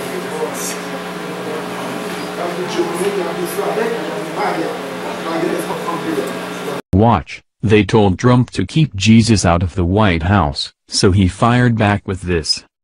Obama disparaged not just Christianity while in office but all faithful followers of God. Liberals wanted the same from Trump, but our president refused to cave to the pressure. During an interview with David Brody of CBN, President Trump was asked what he thought would be the place of the Christian faith in his administration. Brody wanted to know if being the leader of the free world has caused him to pray more. Trump responded, "Well, I'll tell you what, I've always felt the need to pray." Our president continued, "And you know that. So, I would say that the office is so powerful that you need God even more, because your decisions are no longer, gee, I'm going to build a building in New York, or I'm going to do this. These are questions of massive life and death, even with regard to health care. You know we're working very hard on health care."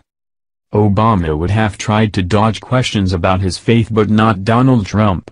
Then again, Trump didn't spend the better part of 2 decades sitting in the pew of a radical church, with a pastor who shouted, "God damn America," from the pulpit. President Trump said every decision a president makes could be a life-altering one. The gravity of the job means God comes in even more, at least for the 45th President of the United States. Trump fully realized the impact his words and actions have on tens of millions of Americans, but bearing such a burden alone isn't necessary for a true believer. An Islamic sympathizer like Obama never would have spoken so lovingly about Christianity during an interview.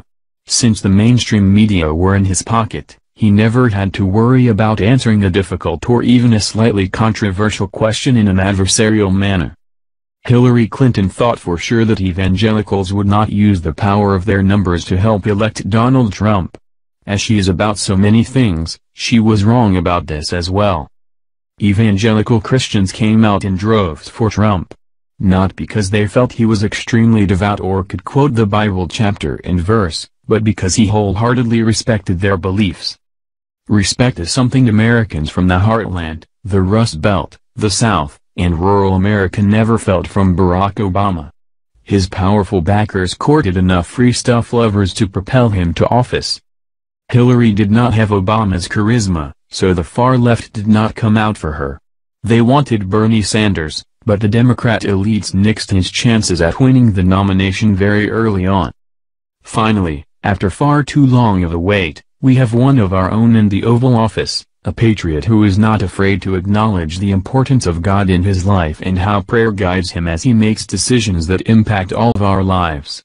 So the president said, look, this is a terrible job and they need God more and more. So don't tell me to keep Jesus out of the White House. What do you say, brother? Now that is very good, it is very laudable. But there are people who are using that whole thing to bring about a Sunday law. They needed to have an America First person here, and once that America First person is there, they can now request making America first and making America great by a Sunday law. So we want you to hear what Paula White is saying. This is the woman who also was with President Trump this week when he declared a day of prayer on Sunday. Alright, so these are the evangelicals. These evangelicals belong to Porter Shield.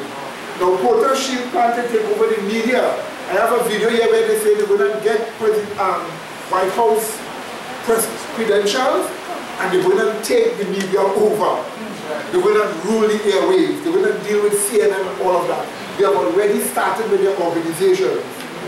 Okay, and also I've got the next clip here, I can't show you all, where the evangelicals are saying they're going to take over the Republican Party. And they've already sent people here. So what we have now is that they are moving to take over everything.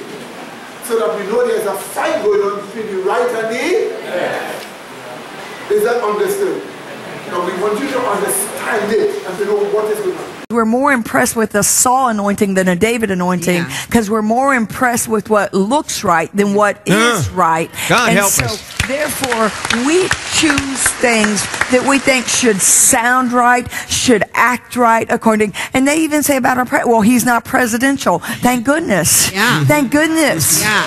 Thank goodness. And I mean that with all due respect because, in other words, he's not a polished politician. In other words, he's authentically, whether people like it or not, has been raised up by God because God says that he raises up and places all people in places of authority. It is God that raises up a king. It is God that sets one down. And so when you fight against the plan of God, you're fighting against the hand of God. We were not sent into this earth to fit in or just to, we weren't just sit here to be a part. We were sent here to take over. Are you listening? Wow. That's the church. Oh. That's why we have the president we have. He doesn't fit. Amen. He's not a normal president. Amen. And here's a woman who is from the bottomlands. Yes. But God has raised her up to the White House.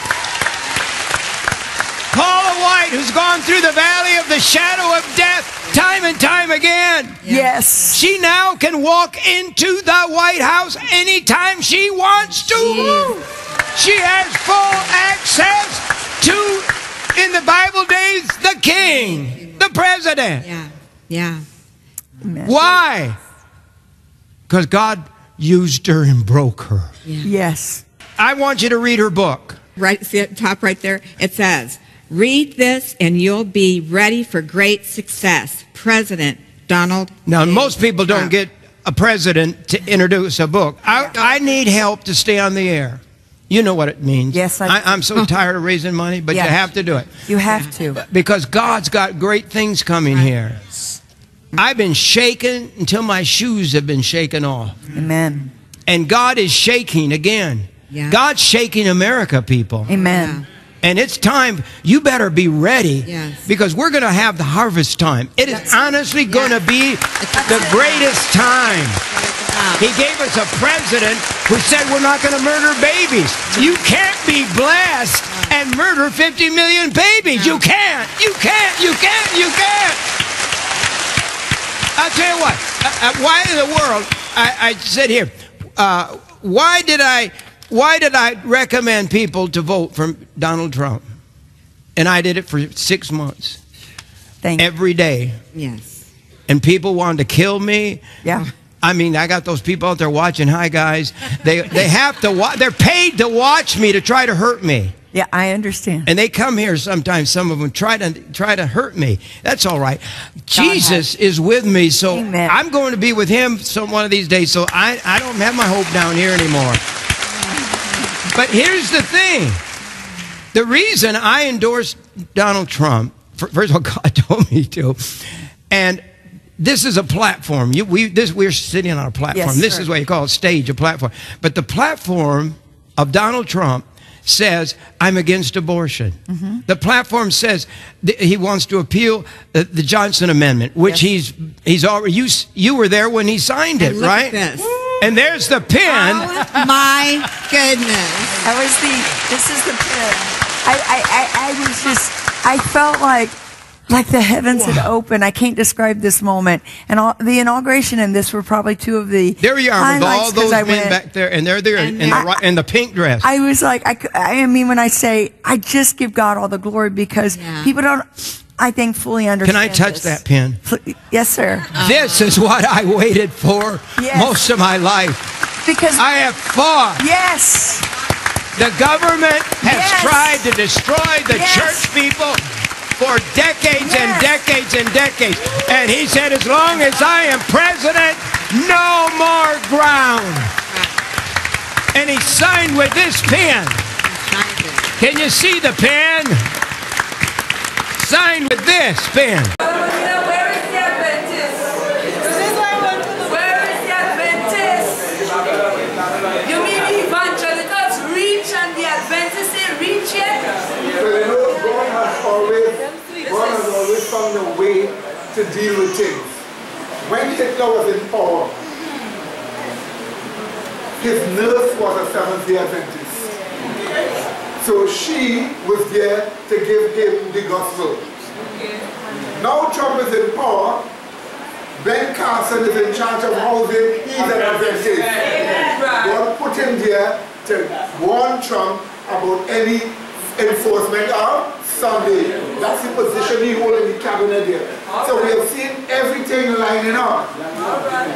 Everything is lining up for the end. Could you imagine the Illuminati sent people to kill this preacher here? They paid people to watch him to get a chance to kill him. Why? Because they're too pro-Christianity and they all stand with the president. The Lord had spoken to me and affirmed it not too long ago that we are to pray for a press reporting division of POTUS Shield. And so I intend in the next couple weeks to head up to New York and over to Washington, D.C. I'm just waiting for the Lord to release me. And we're going to lobby to get a presidential press pass for POTUS Shield. So we believe that with that we can be right there where we need to be, and that we can prophetically be in the place we need to be. And not only that, so that we can have our finger on the pulse, that we can begin to report things back as it's supposed to go.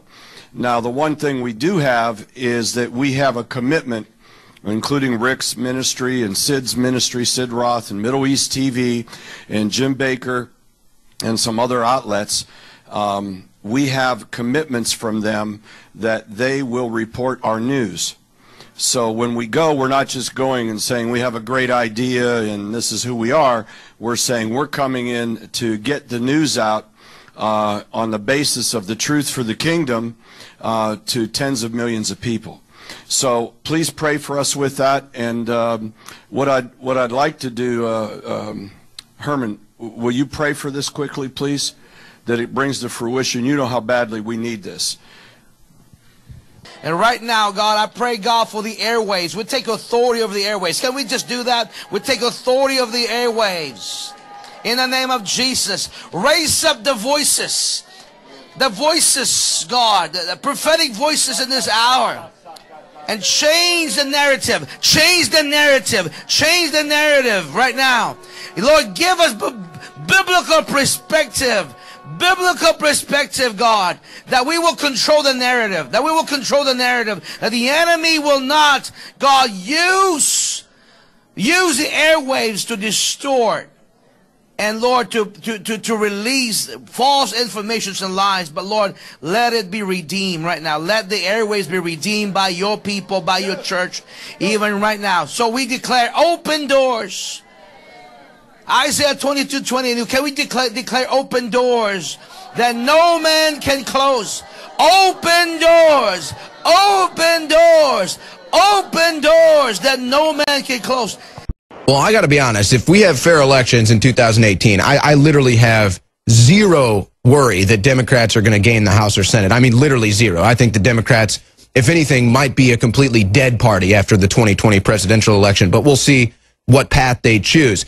What I'm concerned about, because I agree with you about uniting as Trump supporters and using that momentum to ensure that we have a good Congress for the next Congress, but what I see coming down the pike are people attacking you, saying you're alt-right. We're seeing how they're trying to demonize the alt-right, something they created to pose against their other created group, Antifa, and thus try to spark the Civil War. That's how they're doing this.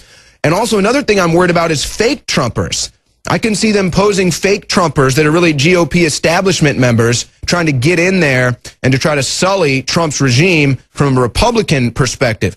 How do you avoid them trying to demonize you by labeling you alt-right, and how can we tell a fake Trumper from a real Trumper? Well, the left has already been attacking me, my wife, even my 2-year-old daughter, and they've already been calling us all sorts of names. Well, now hold on now, Michael. They're attacking your wife and daughter because they're tolerant and they want to treat everyone fairly. Okay, so come on. Oh, it's true. And I just got an email this morning saying I was a Nazi. I wasn't even fit to live in this country. And so that's what they're going to do. So we can't stop the attacks, but what we can do is we can scream bloody murder and educate people. So that's what you guys are doing every day with the show. And that's a big part of the reason I'm running, because we need people to run. And some will win, some will lose. We need people literally to run all over the country, or else we're going to get bad people into office. But a big part of running for office is educating people, because when you run for office, you get a platform. And whether you win or you lose, you're going to talk to thousands, if not ultimately millions of people for the bigger campaigns. And people are going to hear the message. They're going to get educated. So part of this is an education process of what we're trying to do, get the truth out. And now, as far as fake Trumpers, we're just going to have to try to weed them out the best we can. But we know who Omar Navarro is. We know who Paul Nehlen is. We know, you guys know me because my articles have been on Infowars.com for the last 7 years. I couldn't run away from what I believe if I tried. Yeah, we know, and even whether you like him or not running, Ted Nugent, a Kid Rock. These are just people that I suppose. Now, what actions are you taking to try to unite people that are behind Trump running for Congress? What steps have you taken to try to help us to know who these people are, know who to vote for? Yeah, well, if you go on Twitter and you go under Team Trump, that's one of the hashtags that we're trying to use to get us all together, to unite us. And even before I started running, back in May, if you go back and look on the economiccollapseblog.com, I was urging pro-Trump candidates to run all over the country. And so I've been hearing some people from across the country that are even running on the local level under a pro-Trump banner. So I've been actively trying, not just with my websites, but on radio and television all across America, trying to recruit pro-Trump candidates to run. Because the big problem is we don't have enough of us yet. Yeah, we got a few. We got Omar Navarro, Paul Nehlen, but literally we want to challenge every House seat in the entire country. You want a flood.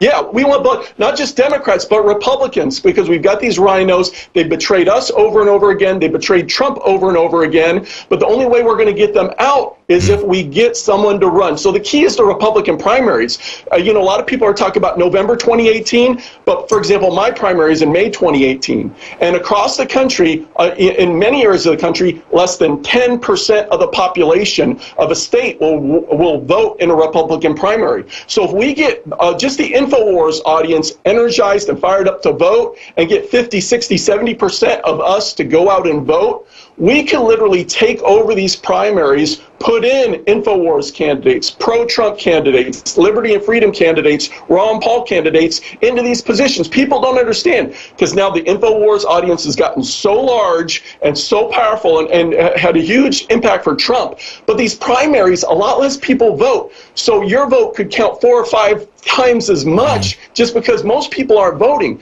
So if people get educated about when the primary is, who the pro-Trump candidate, and you go vote, we could literally start taking over the Republican Party if we just get energized and motivated and galvanized to go vote. they all stand with the president. This should show you the battle heating up. Is that understood, my dear baby? So we show you, so you in your small home in Laventille or Boven or wherever your home may be in South, you need to understand that the events are taking place while you are there. Yes. And those events that are taking place are pushing us to the end. Only those who understand the prophecies will be able to rightly interpret it and see how the end is coming. And this is the reason why we are warning you all here. We have seen the light. We have caught the light. And we know trouble is coming. So what we want to do now is to just go through a few chapters and some scriptures just to show you a proper interpretation of what is going on. Let's just look at the first chart here. Now, if you observe what is first chart here, in the days of the Bible, there were different schools of thought and different branches of people. You had the scribes, you had the Pharisees, you had the Sadducees, you had the Herodians. Are you listening to me? Who were the Herodians? Now, Herod was an Edomite. And the Bible says that an Edomite would not be able to come in the congregation of Israel until 10 generations pass. So after 10 generations, then an Edomite could come. So you had a whole school of thought to justify Herod ruling over the Jews. And that became a political movement mixed with theology, the Herodians. And so today we have a group of people, you call them Americanists. Who is an Americanist? An Americanist is a person who believes in what? America first. They believe in what? America first. And they believe what? Preserve the U.S. Constitution.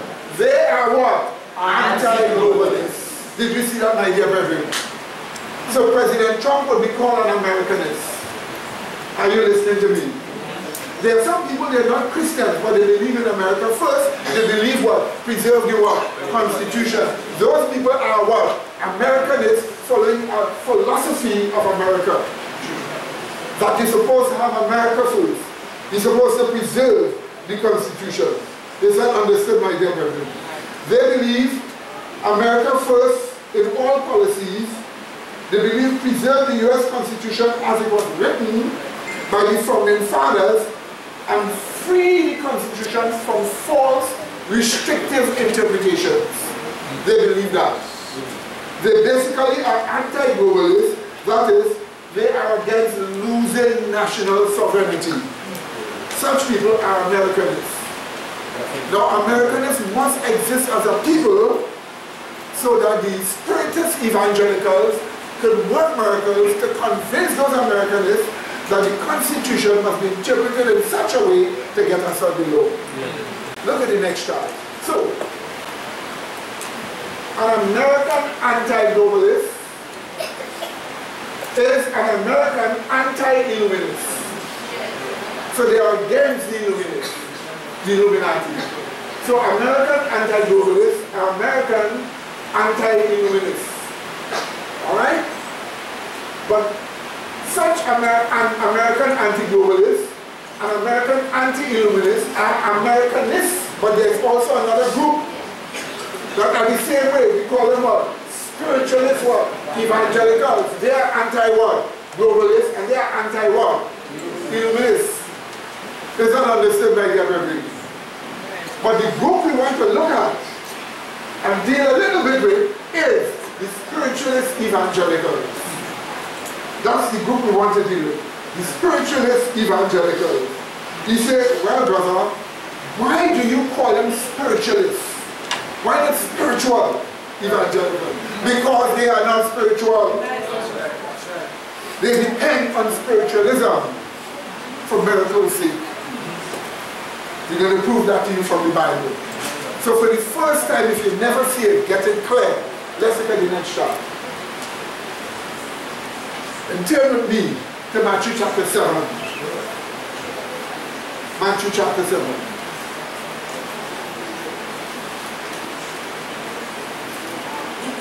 Matthew chapter 7. And we will look at verse 21. Yes. Yes. So how things really is lining up for the final end of the country. Yes. Let's assume that Mr. Trump is assassinated. they still wouldn't have it easy because look at who is the second man. A raw evangelical. Mr. Trump is not even a raw evangelical, but his vice president, he's a raw evangelical. And not just only that, come the next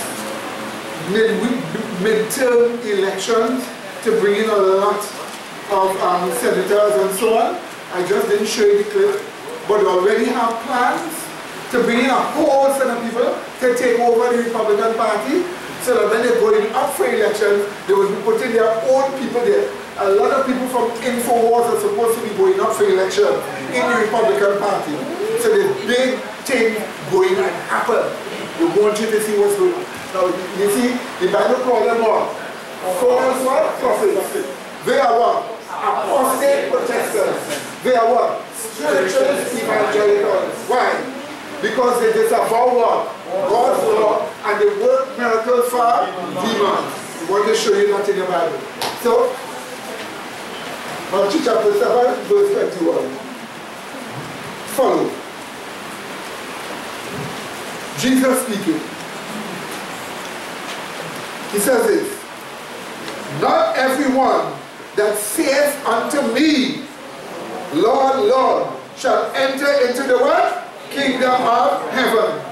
But he that what? Doeth the will of my Father, which is in heaven. In other words, those only will enter into the kingdom of God. It's not those who say Lord, Lord to Jesus, but those who do the what? The will of God, which is explained in Psalm chapter 14. And look at verse 8. Psalm chapter 40, and look at verse 8. Psalm chapter 40 and verse 8. It says this, I delight, make sure you don't find it. It says, I delight to do thy will, O my God, yea, what? Thy law is there within my heart. So, you delight to do God's will where? In your mind. You don't delight in your hands or your foot. You delight where? In your mind. And what is in your mind? The law. So delighting to do God's will means the law is where? In your heart. Is that understood? So the law is the will of God. The law tells us God's will for us. Amen? And it is a testimony of God's will for us. That's why the law is the covenant. Amen. Amen? And so, we have people that say, Lord, Lord, but not doing what? His will. So in the first place, you are dealing with a great, grand, false religion of apostate Protestants, spiritualist evangelicals. They say, Jesus, Jesus, Jesus. Well, okay. Jesus says, I am Yahweh also of the Sabbath. Oh, no, no, no, no, no, no, the Sabbath abolished. We are breaking the fourth commandment. We are not under the law, we are under grace. So you're saying, Lord, Lord, but you're not doing what? His will, which is in the law. So you disavow God's law. Did you see that? These are false prophets. But yet they work miracles. How then? Let's see that Jesus says they do work miracles. Let's see that. Matthew 7 again. And this time we will read 21 again, but we'll go to verse 23. 21 to 23. Are you ready for it? We read again. Not everyone that saith unto me, Lord, Lord, shall enter into the kingdom of heaven, but he that doeth what? The will of my Father which is in heaven. And then Christ explained those people. Hear what he says. Many will say to me in that day, Lord, Lord, have we not prophesied in thy name? And in thy name have cast out what? Devils. And in thy name have done what? Many wonderful works. And then I will profess to them, I never knew you. Depart from me, ye that what? Work iniquity. Did you see that? So apparently they're prophesying in his name, they're casting out of demons, they're doing healings and so on, was working in the name of the devil. Because Christ says, I never knew you. You didn't do that from me. If you didn't do those miracles from me, who did you do it from then? Find out where? In Revelation 16. 13 and 14. Revelation 16, 13 and 14. Find out who was responsible for them doing that. Yes. I think to Paramount Exorcist Gypsies. 13 and 14. Yes. Which is, say in other words, I want a builder to build my house. I want him to build my house the way I want my house to build. This is my will. What we're looking here in the Bible and seeing is that the work of these evangelicals is not a good work that is pleasing to God. Again, as though this work is not even given to them by God. Amen, amen, amen, amen. So let's see then from where they get the working miracles. Yes. In Revelation chapter 16. We read verse 13 and verse 14. Pay careful attention to what you're reading. Let's read. It says this. And I saw 3 unclean spirits. What are they called? Unclean spirits like frogs. Come out of the mouth of the what? Dragon, out of the mouth of the what? Beast, and out of the mouth of the what? False prophet. So they have an unclean spirit. Yes. And it comes out of the mouth of the false prophet also. But let's read more about it. We read again. For they are spirits of devils. Doing what? Working miracles. Which go forth unto the kings of the earth and of the what? Whole world to what? To gather them to the battle of the great day of God Almighty. Do you see why the miracles are being done now? To make people fight against God. So why do you think their miracles are supposed to be good? Oh, look, this person was sick and they get healed and all these other things. The aim is to get you to fight against God while you think you're serving God. But you see, they're spirits of what? Devils. The actual Greek text of spirits of demons. So it means to say the miracles they are doing is miracles for demons. So they say, Lord, Lord, but they're not doing His will. They disavow His law. Yes. Then how come they do miracles? Your Bible tells you they do miracles for what? Demons. Let's read the verse again. Then I'll take you. Then I'll take you. We read again. And I saw 3 unclean spirits like frogs come out of the mouth of the dragon, and out of the mouth of the beast, and out of the mouth of which one? The false prophet. Did you see that? Did you see that? And it says, for they are spirits of demons. Working what? Miracles. So who is doing the miracles for them? Demons. Did you see that? Yes. That's how come they do miracles. Working miracles which go forth unto the kings of the earth and of the what? Whole world, to gather them to the battle of the great day of what? God Almighty. So the aim of those miracles is to cause the world to fight against God. So you see, no matter whether they say they get healed from this pastor, that pastor, or whatever, the aim about it is, did he tell you that you should keep God's law? No. So they disavow what? God's law. So Jesus already said, they come and say unto you, Lord, Lord, but they do not what? My will. They are false prophets. And we saw that the will of God is His law. So they disavow God's law, yet they are working miracles. From whom? Demons. From whom? Demons. And that's why we call them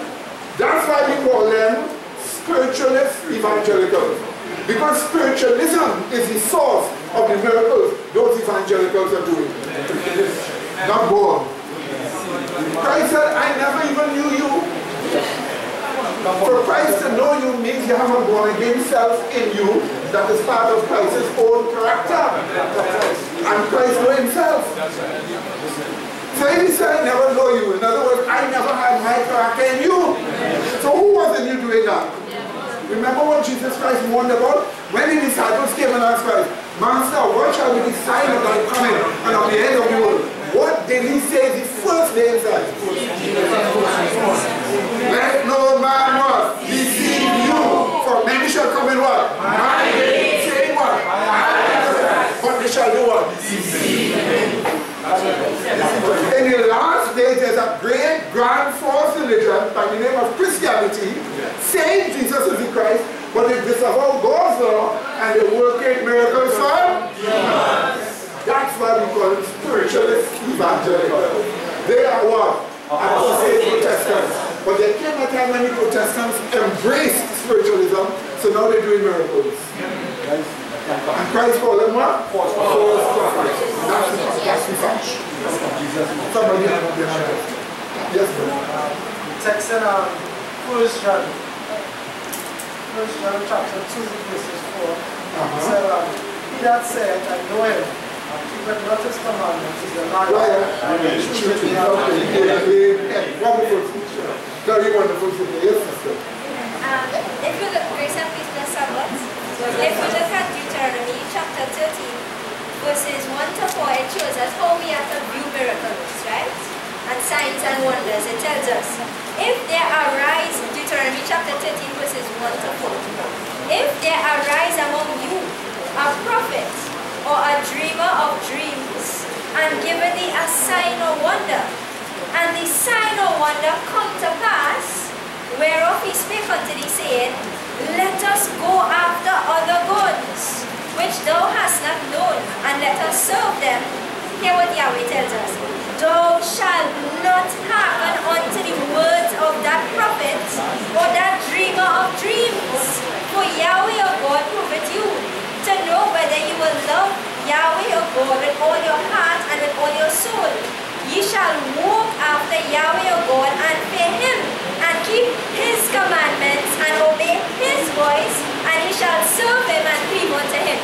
So if the sign or the miracle that being done causes you to worship other gods, which is not Yahweh, which is to do away with his law, then we know it is not of God. Amen, amen. Wonderful speaker. So, these false prophets or spiritualist evangelicals will unite with Americanists, also in the US government, to fight off the communists like Antifa and the useful illuminist idiots. The useful illuminist idiots. Feminism is identified by the international bankers as making women useful idiots. You see some of them have their hand and they have no bra on? Why? What is that? What are you trying to prove? That they can go half naked? Why? To show up. They're useful idiots to the New World Order. So the point about it is, these false prophets or spiritualist evangelicals will unite with Americanists, even in the US government, to fight off the communists and useful illuminist idiots to save themselves from globalism, the globalism of the Illuminati. And this is the incipient struggle now beginning, now happening. Watch this. American anti-Illuminists are Americanists and what else? Spiritualist evangelicals. Together they will form a what? One plus unity to roll back what? Globalist communism. And isn't that what you see going on now? So then it's happening. It's happening already. They are already united with each other to fight global communism. And one way to fight global communism is you find a way to force conversion on people. Do you know, and we will talk about this another time, they have a completely different understanding of justification and conversion? Do you know they believe that you can take a person, put him in a religious environment, and as he is forced to cooperate, he will yield eventually, and you got him? So they're actually forcing him to be converted. For them to do that, they must believe that they are in charge of your conscience. Mrs. White says that. She said, just let that doctrine spread that human beings may control a person's conscience. And she says the worst kind of persecution we ever dream will come. And it is beginning to happen. This is the reason why a person and two men come in a store and they know the store is Christian and they know the person is a cake maker and say we are getting married and do the abominable sickness in front of the people and we want you to make a cake with us two men on it. So you say, well no, I'm a Christian, I can't do it. And they take it to court. And guess what? The court said discrimination. Pay them $80,000 for that. This is happening over and over again. Because already a concept is going on that your conscience doesn't matter. And that the state may control your conscience. That's the teaching that is going on. And this is the reason why we are showing you there are four Americanists, people who are America first and who believe in keeping the Constitution, have formed a bond of unity with spiritualist evangelicals for the sake of rolling back globalist communism. Did you get that from my baby? So, next chapter. So, interpretation number one. When the media use the term alt-right, let me tell you, alt-right, what do they mean? When the media use the term alt-right, they say, oh, is it alt-right? Alt-right is a term invented by Hillary Clinton that she used when she went up in 2016 for the election. These people in the media take it and they annotate it. They write underneath that phrase alt-right, how they're going to use it. And then the media take it now and bring it on and start using it before everybody alt-right. What is the alt-right? When they say alt-right, they mean what? Americanists. People who stand for America what? First. And who believe what? Save the Constitution. When they say alt-right, they also mean what? Spiritualist evangelicals. Because they are anti-illuminist and anti-globalist. So that's why when they say alt-right. And when they say alt-right, they also mean other American nationalists. Like for instance, the Ku Klux Klan. Like for instance, Nazis. They also mean that too. But you must remember, the Ku Klux Klan in America is not an active organization. They don't see them protesting anywhere. So whenever you see them say KKK, it's nonsense. No KKK was there. In fact, they pay people to put on KKK jerseys. KKK don't wear jerseys. Because you're white hoods. They pay people to do that. In the same bus. You see? And from Nazis, if you get 1,000 in America, you get 20. Because they are Nazi, they understand Nazism, not as how the media tells you Nazism is. The media, when they say Nazi, they mean racist. But Nazi means National Socialism. The kind of socialism Venezuela has. Venezuela should be called Nazi. Yes, my dear brother. But you know what is the KKK really about? Because you're hearing about them and you know, people will class them as probably terrorists or whatever, but what are they really about? Do you see the KKK? Let me tell you something. Have any of you all heard the KKK burning on anybody's house now? No. They aren't killing any black people? No. The KKK was started by Jews in the late 1800s. They were started by Jews. And it was meant to create racial divide between black and white. Under the guise of being racist, they would kill black people, and then they would say, look what the white people did, but it was Jews who started it.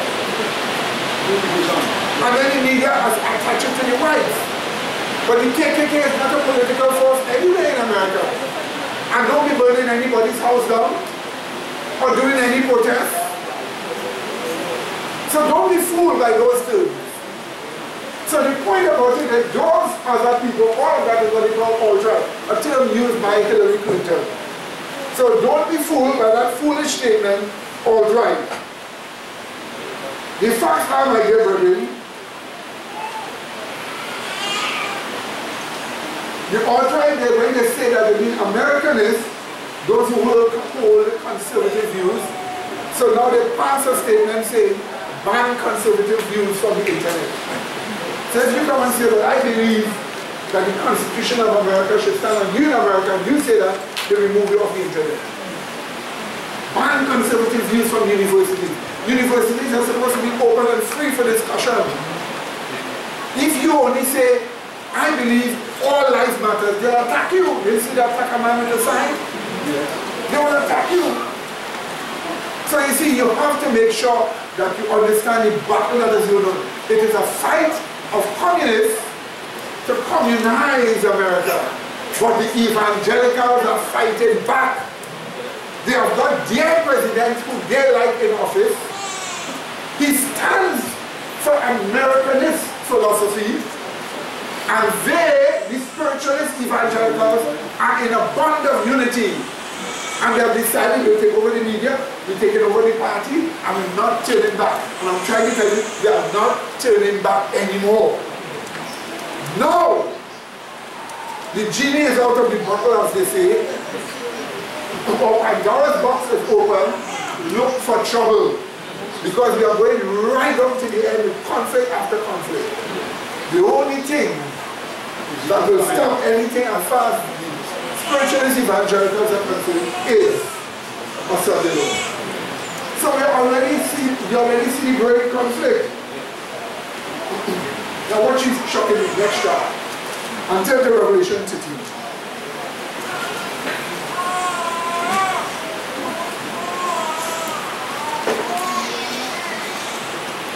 Pay attention. Watch this chart.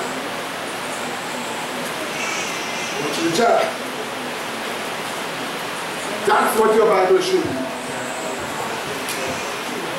Your Bible shows you that the spiritualist evangelicals will work what? Demonic miracles. Did you see that? And what will happen? The Americanists will be what? Influenced to what? Create Protestant religion. Which means what? Abolish what? Rights and freedom, and what? Enforce religion. That's what communism means. That's what the Bible tells you. That's Revelation 13. That's right. That's it. That's what the Bible show you. So the unity has already been forged. The philosophies already exist. The rubber band effect is taking place. What? The pull with Obama to the extreme left. And I think all the rubber band turn to the what? Extreme right. It's happening all the time. You're seeing it now. That's what's going on. And first sign that it is a Sunday law coming. Day of prayer Sunday. An innocent decree. Day of prayer Sunday. Why not say day of prayer different day? Why Sunday? You see that, my dear brethren? It first started as a Sunday Passover. So the Bible says that in the past. That's right. So it first starts that way. The Bible says, as often as you eat or drink, you show the death of Christ till Christ comes. It didn't tell you what day to do it. It didn't tell you how much. It said as often as you do. So we said do it on a Sunday. They come innocent. Little did they know that the Sunday Passover will eventually supersede the 7-day Sabbath and become Sunday every week. That is how it comes. Little did they know. An innocent legislation, you know. And already we have been told Trump is the new Constantine. And Constantine said, okay, you know what? From now on by law, a Sunday Passover, that's what everybody should do. So they break bread on a Sunday. Until it eventually becomes a weekly event. Every Sunday of the week. And that's how Sunday came to rival the 7th-day Sabbath. And they dropped the 7th-day Sabbath. It came as innocent legislation. Are you listening to me? that's what you see going on. So simply come, it started back. If you know history, you know what is going to take place. It started back again. Oh, terrible storm, 90 people died. Let's have a day of prayer for the victims on Sunday. Simple. What do you think is going on here? God is showing you it is starting. And it is coming. That's why you need to be prepared. I wish that they asked your pastor. Why son? That's it. So, let's look at Revelation 13 and watch and see what the Bible tells us. Let's see what the Bible tells us. Revelation 13, we look at 11, we will look at 13, and then we look at 14, and then we look at Revelation 19, 20. We put those scriptures together and let's see what we see. So let's see which Paul will be doing it. Revelation chapter 13, verse 11. Let's see which Paul will do it. And I beheld another beast coming up out of the earth. He had two horns like a lamb, and he spake as a dragon. Now the horns of a nation and the paws of a nation is government and it's religion. Lamb-like government, lamb-like religion. Lamb-like government is republicanism. Christ is the lamb. The kind of government that God approves of in a world where you have plenty false religion is republicanism. Republicanism says you have freedom of conscience, freedom of religion, freedom of worship, religious liberty. So in other words, whatever you want you choose, and including God's people too. In that system, God is the judge. God will judge who choose the wrong. Amen? But you're free from government force to choose the right. Amen? Amen? Republicanism. And what is lamb-like religion? What is the kind of religion that Christ had? Christ was a Protestant. You can read the whole of Matthew 23 when he protested. Yes. He called the Pharisees and scribes hypocrites. He called them vipers. And he protested against their ways. So lamb-like religion is Protestantism. But then Protestants became corrupted. They rejected the law of God. And then reached out the hand and took in spiritualism. Therefore becoming spiritualists what? Evangelicals. False prophets. And we are told they will work miracles with demons to influence the kings of the earth and of the whole world. That will cause them to do things to fight against God. Did you see that, my dear brethren? So here is America, and we are told America will speak like a dragon. The dragon is the devil. What is satanic government? Communism. What is satanic religion? Spiritualism. Demons working miracles. So we are told of a time when America will embrace a form of government that is satanic. And a form of religion that is what? Satanic. That already has happened. Yes. And it goes on. Let's read. How will America begin to enforce the mark of the beast? Here's how we are told. Let's read now 13 and 14. And he, that is the spiritualist evangelical, and he do it what? Great wonders, so that he make it what? Fire come down from heaven on the earth in the what? Sight of men, and deceiving them that dwell on the earth by means of what? Those miracles which he had power to do in the sight of the beast, saying to them that dwell on the earth, that they should make what? An image to the beast, which had the womb by a sword and what? We're not going into all these symbolisms now. But notice what you have here. The spiritualist evangelicals will do miracles. One of the greatest miracles is to cause fire to come down from heaven like it happened with Elijah. And their miracles will show that God is working with them when God says, no, it's not me. It's demons. And what will they do? They will tell people, form an image to the beast. Watch me. The phrase image to the beast is Protestant religion. That's what they call the image of the beast. The beast is papal religion. Why do we call it communism? Because it is a system that abolishes your what? Your rights and freedom. And what does it do? It enforces religion. Not bringing atheism. It enforces religion. That's why they call it communism. But when the apostate Protestants and the spiritualist evangelicals call for it, they are calling for what? Protestant what? Communism. And they want demonic miracles to influence Americanists to create Protestant communism as a government. So that the government will have to structure a system to get people to follow religion by force, which is not in America now. And that's what they're seeking to do. That's the side of the battle that the spiritualist evangelicals have. That's their side of the battle. But quickly watch this again. Revelation 19:20. Here is the Bible speaking at the time when God mashed them up, when God destroyed them. When the plagues fall and he destroyed them. Here is how the Bible identified the culprits. The Bible gives an identity to the culprits. What we are quoting that is, take a look at the identity the Bible gives to them. Let's read. 19:20. And the beast was taken. Didn't say much about him.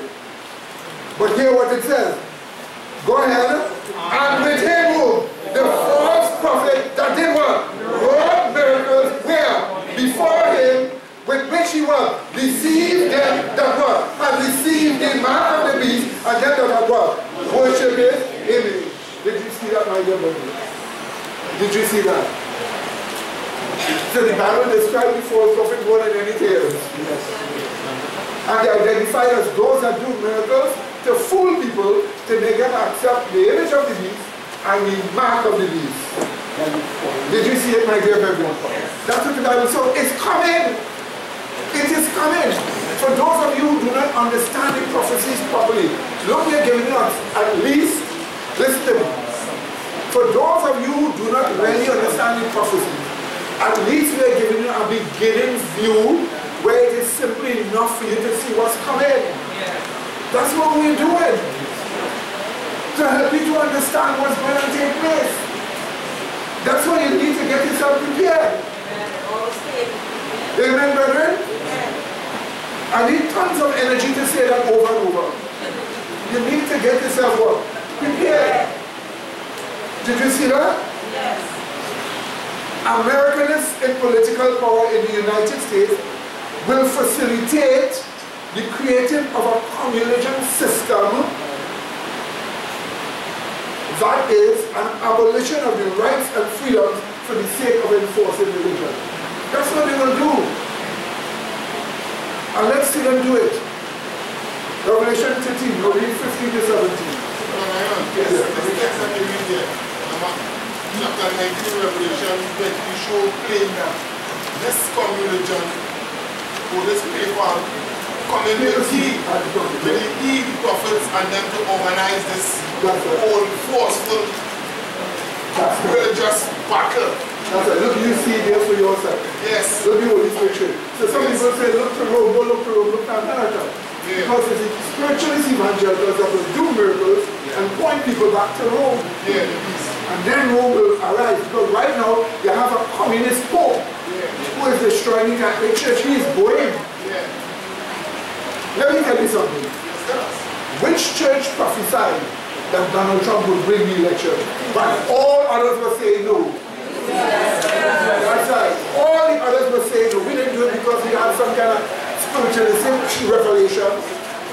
We did it by looking at the prophecies and knowing the times. Yes. What did he say, brethren? We knew the what? Times. And we looked at the what? Prophecies. And we knew he was going to win.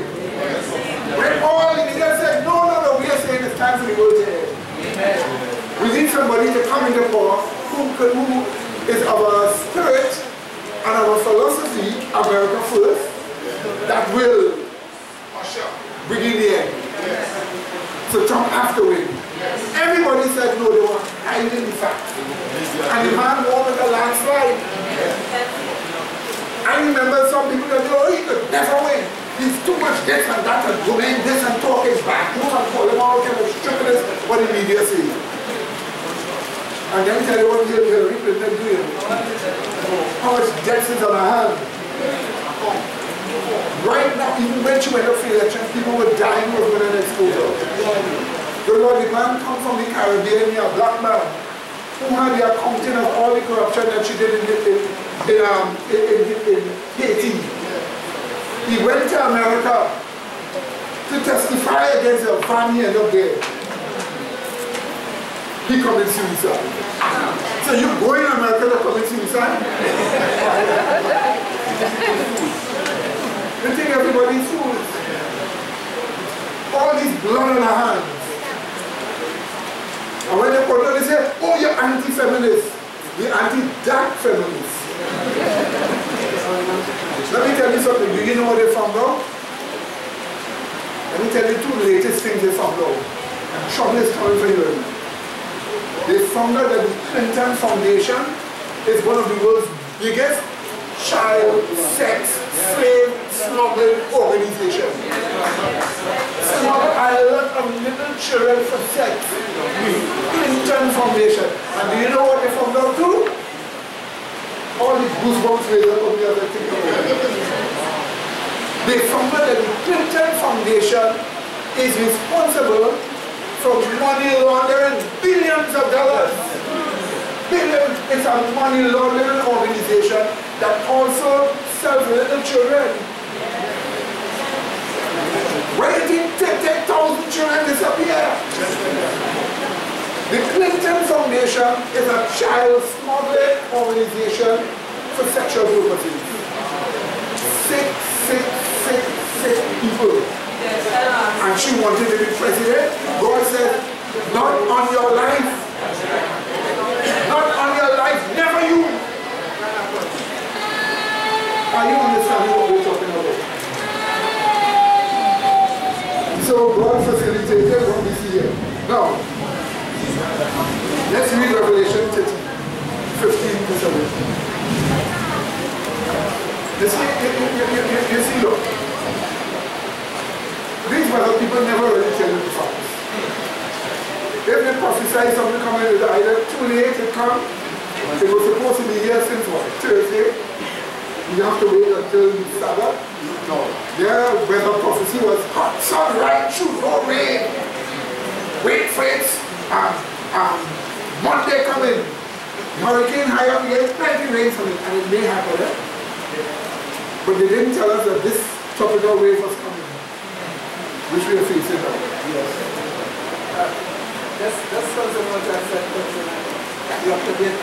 Yes. I was driving and there was some discussions in between, you know. Thursday night, I was traveling there and I was saying to them, you still attend that church up in Mova with this collaboration? I said, yeah, but I'm a dinner. And he said, oh, okay. So you all, when you think about Trump being president, you all up to date. You know, things that, you're not fighting about something bold, you know, you're not to give me up. I say, yes. And I was saying, just what I said, I say, if it's one church, even before, you have CDs to show. And when everybody was saying, you know, Trump wouldn't, you know, we were saying he will, by a landslide, you know. So we just have discussion from time to time. I mean, this is one that we believe that it have two saviors. You don't believe in the God, you believe it have two saviors. God and his Redeemer.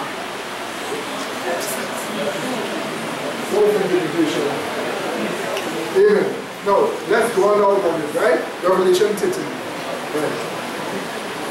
We read from verse 15 to verse 17. And he had power to give life, that is America, to give life unto the what? Image of the beast. So America was able to give life to what? Protestant religion and make it work as a system. Read, watch. And he had power to give life unto the image of the beast, that the image of the beast should both speak, it speaks by law, right? And cause that as many as would not worship the image of the beast, that is obedience worship, should be what? Death penalty. Should be killed. And he calls in how much? All, both what? Small and great, how else? Rich and poor, how else? Free and bond, to receive a mark in their right hand or in their forehead. That no man might buy or sell save he had the mark or the name of the beast or the what? Number of his name. So what we have here clearly is that the Americanists in political power in the United States will facilitate the creation of a communalism system that is an abolition of rights and freedoms to enforce religion. Is that understood, my dear friend? Yes. This enforcement of the mark of the beast religion will force by law Americans to obedience, worship of the paper beast, thus exalting paper beast to be God with God. And this will cause Lucifer to get worship also. Because we are told the seat of the beast was given to him by Lucifer. It's Lucifer's seat. So if you show honor to the paper seat, you're showing honor to the one that gave him the seat, which is Lucifer. That's why the Bible says they worship the dragon that gave what? Power unto the beast. They worship the devil. And so in the end, the devil will show the mark of the beast and then getting you and I to claim he's God with God. But as we say, my dear brethren, nada. Not at all. Amen? No way. Not us. What do you say? And we will make sure as much people as possible turn away from that delusion. What do you say? That's what this church is all about. Amen, brethren? Amen. Watch me. The Bible tells us that this will start in America and all the world. It will spread. This will start in America and then spread to the world as efforts are made by spiritualist evangelicals to convert the world, right? Communists included, to abolish cultural Marxism. Cultural Marxism is all these sodomy and same-sex marriage. To abolish cultural Marxism and to yield to the evangelicals' false Christ, the one that they say is not Lord, but do not his will. That's what they're seeking to achieve. Here is Mrs. White's quotation, great controversy, 588 to 589. I'll just give you just one quotation. Here is what she says. Papists, Protestants, and worldlings, that is Americans. America fools.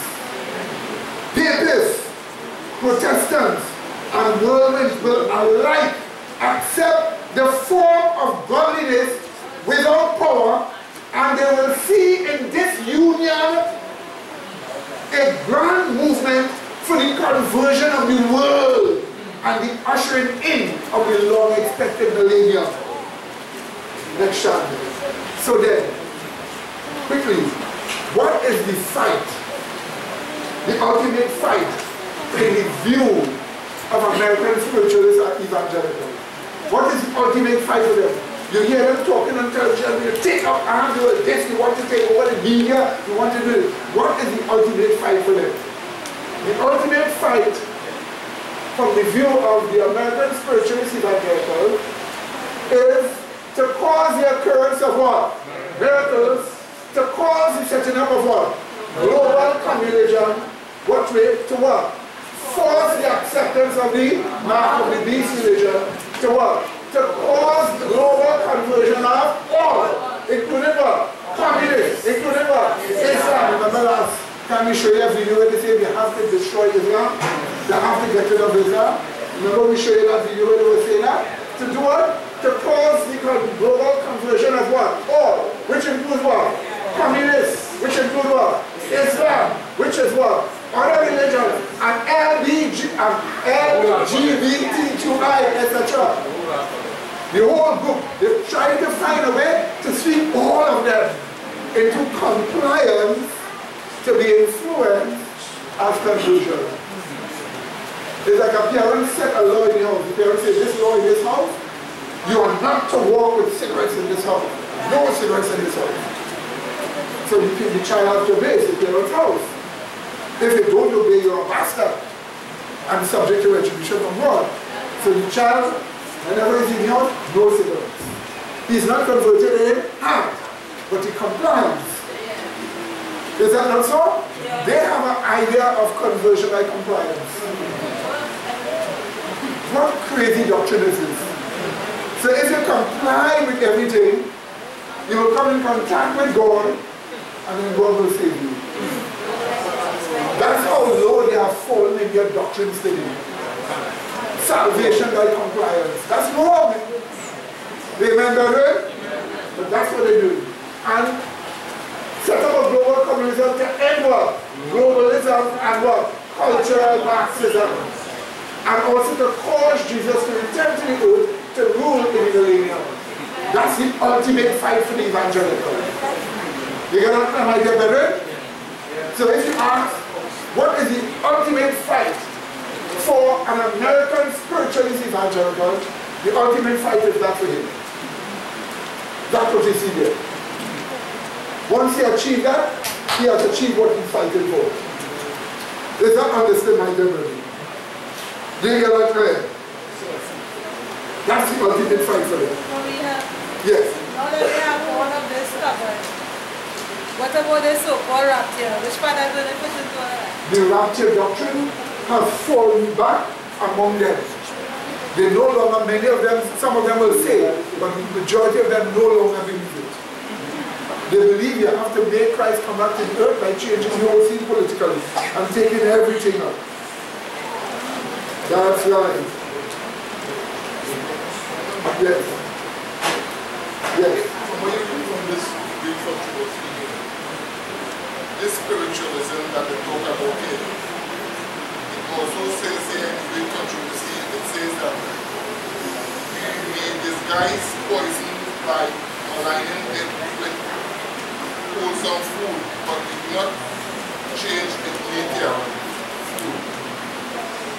On the contrary, it is rendered more dangerous as it is more likely to be taken unaware. For the people who is taking this, like we who getting this here today, I believe it will be taking us unaware because we understand that the resurrection Savior is the one who is responsible to raise the dead. So here it is spiritualism teaches that, from my experience, I was told about a funeral who, this pastor who is trying to bring the dead back to life, and he carried these sermons that long. So people wanted to know why it was so long when they find out it was really he was trying to bring the dead back to life. So they say how dangerous this thing is. They say that.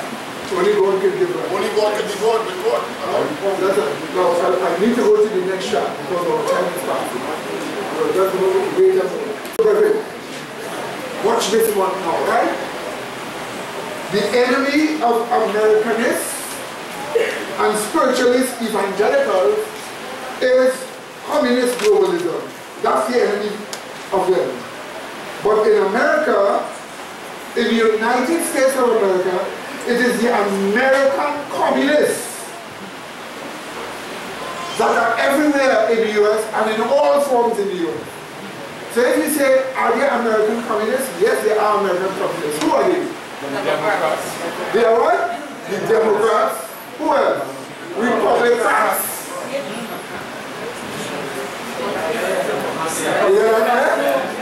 They're not Republicans in the world. Republicans. They're parading as Republicans, but they're Democrats in philosophy and behavior. So American communists are who? Democrats. Who else? Republicans. Who else? George Soros and his organization. MoveOn.org and all of them. Who else? Antifa. Who else? LGBTQI. Who else? The fake news media. And who else? Black Lives Matter. All of them are American communists. That's why they're the ones fighting the right. And they are all called the alt-left. So Christians start to say, since you're calling us the alt-right, we're calling you all what? The alt-left. But the media call them the what? Progressive. That's why I put quoted on quote here. Because sodomy is not a progression. Listen. 4,000 2,000 years ago, God shows us it was something so destructive by destroying a whole region. The region was bigger than Trinidad and Tobago put together. With 5 cities, God destroyed everything. The same kind of brimstone that will fall on the last day when all the wickeds are burning up, God takes some and said it before. Never happened in history before. He took some and he said it before, and our whole region destroyed 5 cities. So that is not progressive, that is what? Regressive. But they call it, that's them. They, in the Bible has a name to call them. And that's what we want to see.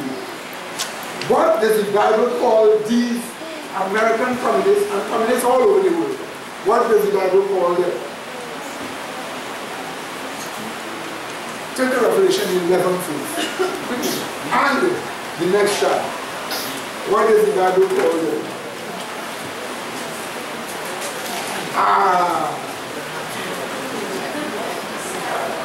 So the Bible called one false prophet, and the Bible called the other one what? Scarlet colored beasts. That's what the Bible called them. You see it? Let's see it in the Bible. The Bible called them the what? Scarlet colored beast. The scarlet colored beast is the what? Illuminati. And the Illuminati is made up of many organizations. They are made up of the what? What? What else? What else? What else? Fake news, mainstream media. What else? That's right. That's right. So let's see the Bible say scarlet colored beast.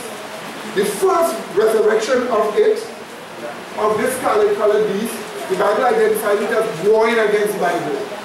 Now the war against the Bible continued even today in its modern form. Let's look at the first form of it in Revelation 11 and verse 3 and verse 4.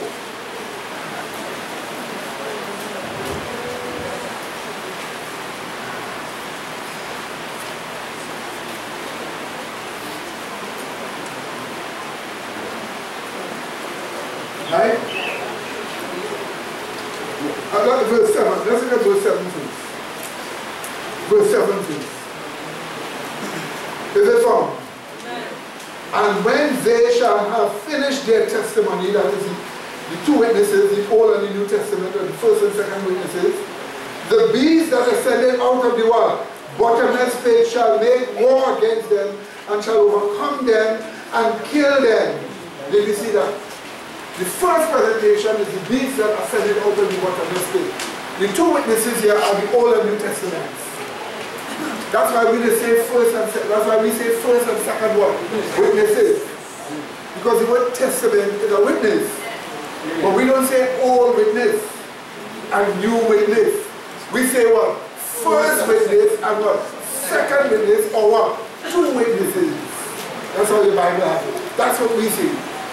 And so you have the end of papal persecution. When the 2 witnesses, the Bible was now free for everybody to receive and read. The Illuminati came on the scene and made war with the 2 witnesses, the Bible, and kill it, destroy it, burn the Bible. The Bible tells us it happened in one particular place. But that's what they did. But I just quoted here to show you the beast arising out of the what? Bottomless pit. Now what is the color of this beast? This same beast here is explained furthermore in Revelation 17. Turn to find it. Verse 3 and verse 8. Verse 3 and verse 8. Is it found? Verse 3. So he carried me away in the spirit into the wilderness, and I saw a woman sit upon a what? Scarlet colored beast full of what? Names of blasphemy, having what? 7 heads and what? 10 horns. Did you see that? So the scarlet colored beast is full of names of blasphemy. And 7 heads and 10 horns. We're not going into the symbolism today. But here you see the scarlet colored beast.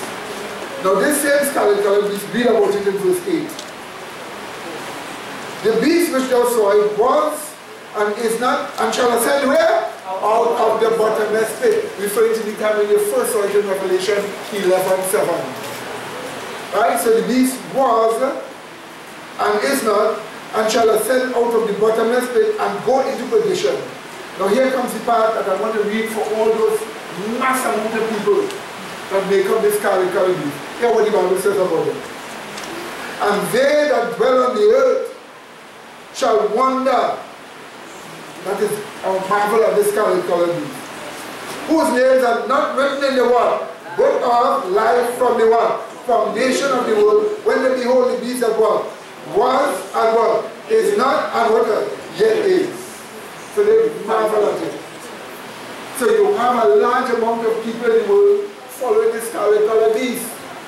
When you see they take off the brand about the Libertad, you're an Illuminati. You're a member of this scarlet colored beast. You're full of blasphemy. When you say take children to have sexual relations with them as a foundation, you are sick. You are sick. Blasphemy. You're the scarlet colored beast. Worse yet, when you now start to describe pedophilia as not a crime but just a fault which can be corrected by feeding it. You are mad. No. You are the scarlet colored beast. You're full of blasphemy. Now people in the world, they say they're full of S, but I say they're full of blasphemy. What do you say? They're full of blasphemy. That's what they're blasphemy. They're all there. When you come and say a man's color of his skin lives matter, black lives matter, that's blasphemy. All lives matter. Amen, brother? That's blasphemy. And so, when you have a banking teacher, look, Jewish international bankers, watch a banking practice, watch. Watch a banking practice. You work 20 years.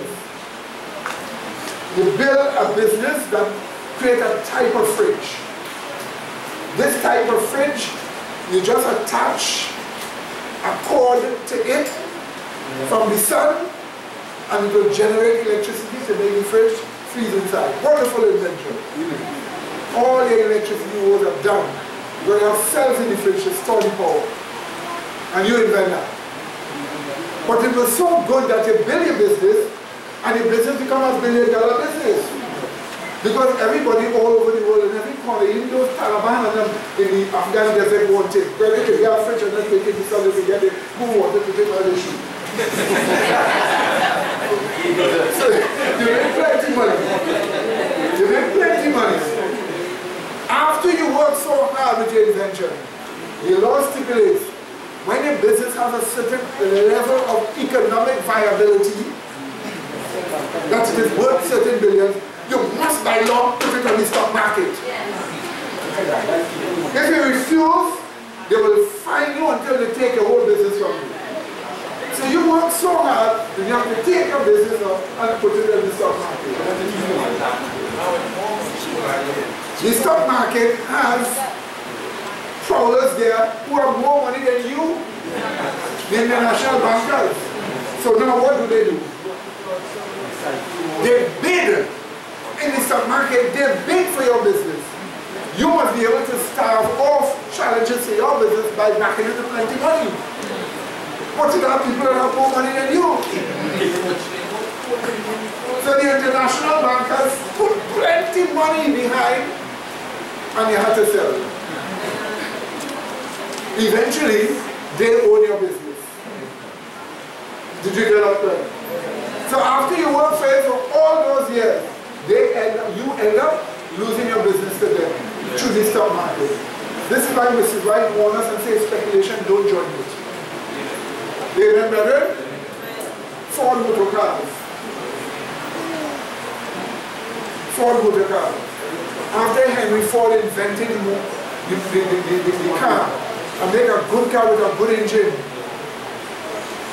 and the Jews come over and over and over and try to steal it from him to make him money. He fight them off, he even wrote 6 volumes, The International Jew. 6 volumes exposing them. I'm sure they're working in all spheres. As the man died, his business, his children, those who are running the business, they had to comply with it in the stock market. Man, the Jews take everything. And they put their own director. So today they could swear they invented the car. And so there's nothing wrong. That is blasphemy. What do you say? And listen to me. James chapter 5, 1 to 11 speaks about bread. Is that understood, my dear brother?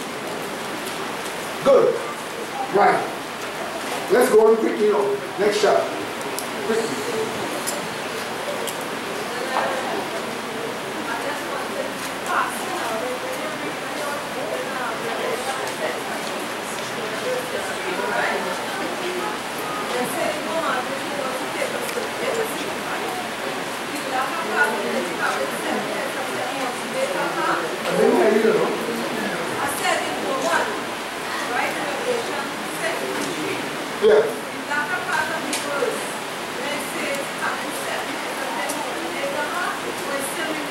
No, that's the beast that have the 7 heads and 10 horns. Scarlet colored beast. And the Bible will tell you the, right? The Bible will tell you the 7 heads are 7 mountains of kingdom. Then it will tell you 5 already passed in John time. And 1 is in John time and 1 is yet to come. You know what? Egypt, Assyria, Babylon, Medo-Persia, Greece. 5 empires passed. 186 was Roman John's time. The one that is yet to come was the United States in John's time. But they're here now. Okay?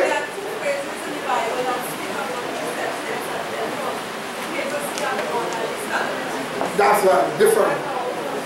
Yeah, they're 2 different things. Right? Okay. Now quickly now. Watch this now. Watch. So the scarlet colored beast makes war with 2 witnesses, which is the what? Bible. And what is the war? Illuminism or the scarlet colored beast? Or all of rabble make against the Bible? What? Evolution teaching. You see some of the brethren here, Brother West and Brother Williams here, were exposing evolution. You remember it? But the real exposure of evolution comes since evolution is built upon what they call fossil finds. If somebody could show fossils of modern day dogs, modern day cats, modern day horses, modern day elephants, that are millions and millions of years old, it would mean, according to their teaching, that things didn't evolve millions of years ago. But they were existing the same way all the time. Is that understood? So somebody needs to show fossils that are of modern day creatures. All they show you fossils of dinosaurs. That's all they show you fossils of dinosaurs of all different types. Why you don't show people a fossil of a dog? We have something called a bobtail cat. Have you not so? Yes. They find fossils of them. Bobtail cat is supposed to be a modern day. Well, then if it's supposed to be million years old, what are bobtail cat doing living million years ago with dinosaurs running around with? Huh? Could you tell me? These dinosaurs existed 65 million years ago. How is it that you have fossils of common horses, but the dinosaurs will eat them? What about sheep? Who protect the sheep? They can't do you anything. Yet you have them millions of years old, quote and unquote, according to their teaching. But they wouldn't tell you that, they wouldn't show you those fossils. They show you fossils to build a completely different world to your brain. Oh, dinosaurs fighting each other, butting on one another, and all this sort of thing. Then somebody draw a cat like among them, they'll say, out of place. Oh, no, fossils were there too. So they use evolution teaching. They attack the Bible by attacking the attacks on gender with LGBTQI, all that nonsense. Whether it is lesbian, whether it is gay, whether it is bisexual, whether it is transgender, whether it is queer people, or intersex, whatever that is. Not interested. The point about it is they usually fall to fight against the Bible. Why? Because the Bible shows two genders. How much? And the only way you can say it came about is by creation. So if you could bring 50 and God didn't create 50, then there was no God. So they're fighting against the Bible. And also laws restricting Christianity fights against the two witnesses. Yes, my dear. And also attacks on religious liberty fights against the Bible. I have a question. Under all this thing that we chat, right? Is the, under all this, is the papacy behind all this gender? No. Papacy is not behind it all. Let me tell you again. There are two. Well, three. There will be papacy, there will be spiritualist evangelicals, and you have the Illuminati. The Illuminati, Mrs. White called it a new manifestation of satanic power that came and attacked the papacy. So it's not the papacy behind it. Secondly, the papacy is not the one pushing for the mark of the beast. The Bible says it will happen in America, and it will be these spiritualist evangelicals who will do that. And that will cause the papacy to be exalted. You understand that, right? But whenever somebody come and tell you, in some of these evangelical religions, they will tell you the papacy behind everything. So you mean to say the papacy put the Illuminati to destroy churches? They ain't telling the papacy invent Islam to take away the whole Middle East from the Catholic Church at one system rule? They say they give you a false prophecy that this makes sense, they confuse your judgment, and therefore, when you fall, you can't help anybody. And those who say that, the man who put that teaching wrong was a Jesuit. And tried to hide people from seeing the real fact about the Catholic Church. If you blame the Catholic Church where they are not blamed, the Catholic Church can say, look, you see, you're blaming us for everything that you never even do. But what they do, they say, well, even that too. So let's watch out. Watch out for it. Yes, sir. Yes, sir. Quick question in passing. Yeah. I'm seeing a date at the bottom of the pyramid. Right? Pyramid. Yeah. 4th of July, 1776. American independence. Not the 4th of July. Yes, that's 1776. That is May the 1st. People made it today. Labor Day. What we call Labor Day today. That shows you all that came from the Illuminati. So that's the sign of the Illuminati there. There's the sign of the Illuminati there. The Bible says the scarlet color is the open citadel. Okay? Now, yes, my dear. Revelation 17, you know what that is, right? Revelation 17, the papacy and the Lamb is America. And then the two will clash together to... Yeah, let me show you. What makes it, sir? The Bible says she saw the woman sit up on the scarlet colored beast. The woman is identified as the papacy. She's called Babylon, mother of what? Alice. Okay? This beast we are told it was, is not, yet is. Once in the past in Egypt that denied God. Is not, wasn't a power in the time of John. Yet it were rabbles of what we call Gnostics all around the place according to 2 Peter and according to Jude. So was, is not, yet is. That is different to the woman. Watch me. We are told it had 7 heads, which are 7 kingdoms. We are told 5 were fallen by the time of John, and 1 was existing by the time of John. Let's call it Egypt, Assyria, Babylon, Medo-Persia, Greece. Those 5 were fallen. The one that is in the time of John was Rome. And the other one that was yet to come is America. Future in the time of John was present for us now because we are here. Okay? But not just in that, because the 10 horns identified as the European nation, which exists today. It is that same scarlet colored beast that will influence the nations of Europe to destroy the woman. So it can't be the papacy destroy the papacy. But it has to be the same scarlet colored beast. All that rabble we saw before, that will destroy the woman. And that's what I want to show you now. What is their fight? Let's bring this to an end. Even shown in Revelations chapter 17, Revelation 17 and verse 17 tells us, for God put in their hearts to fulfill his will and to agree and to give their kingdom unto the beast, until the words of God should be fulfilled. So then on the papacy gave his kingdom to the papacy. That makes no sense. But you see, in the Adventist church, they don't understand. And by the way, we have all these studies here. Next thing, quickly, next slide.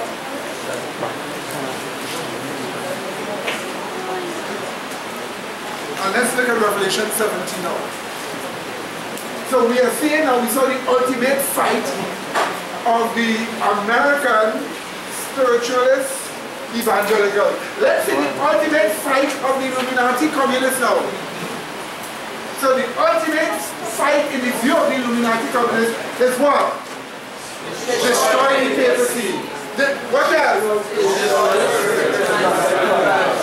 Destroy what? And do what? Except the Bible says they wouldn't be able to do that, they will self-destruct. That's what God says. All that is in Revelation 17. So some of you may say, well, you don't understand. But at least you get a brief view. That brief view should make you want to learn more. What do you say? And we have it here for you to study it. Let's take a quick look at Revelation 17 of this whole thing. Let's look at 12 and 13 first of all. I have one little objection to one point there. Which one? Destroy all religion. No, well, in the study here, I show there's a third company, there's another company.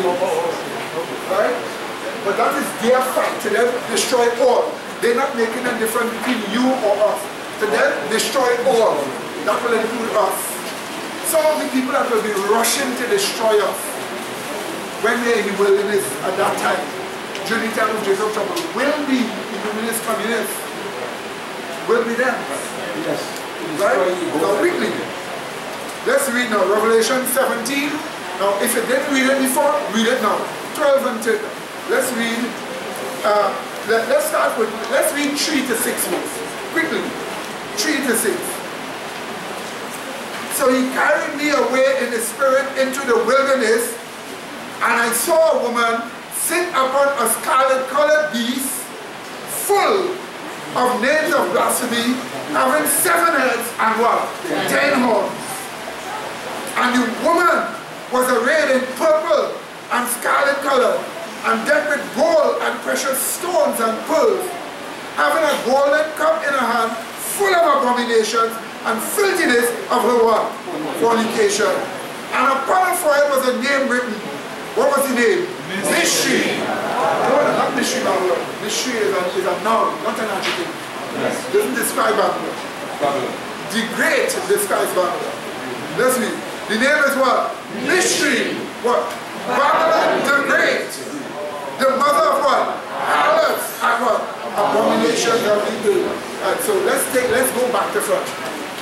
We know mother of harlots means this mother, this false religion and the paper religion have daughters. Yes. That's why she's called the what? Mother of harlots. So she has what? Daughters. Her daughters are those spiritualist evangelicals that will make her get worship. Alright?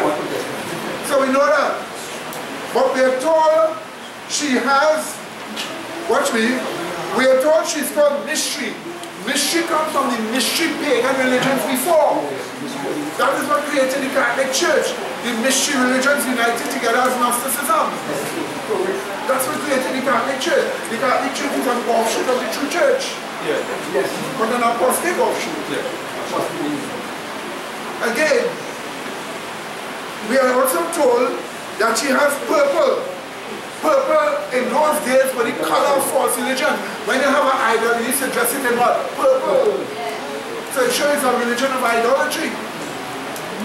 We're also told scarlet color, a symbol of sin. This is a religion packed with sin, made with sin, when it's supposed to be sin-free.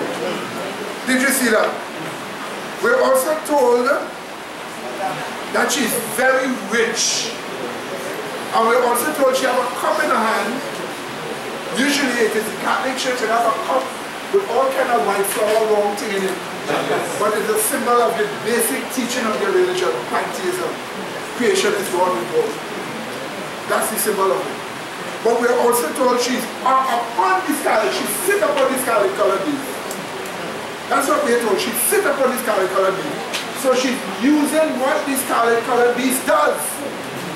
She's using it. That's what we're being told. So here we see two. The paper see the woman, and then the what? Scarlet colored beast. But the scarlet colored beast, which is the communists, the Illuminati, full of blasphemy. Now let's read on a little. We now go to verse 6. Let's read.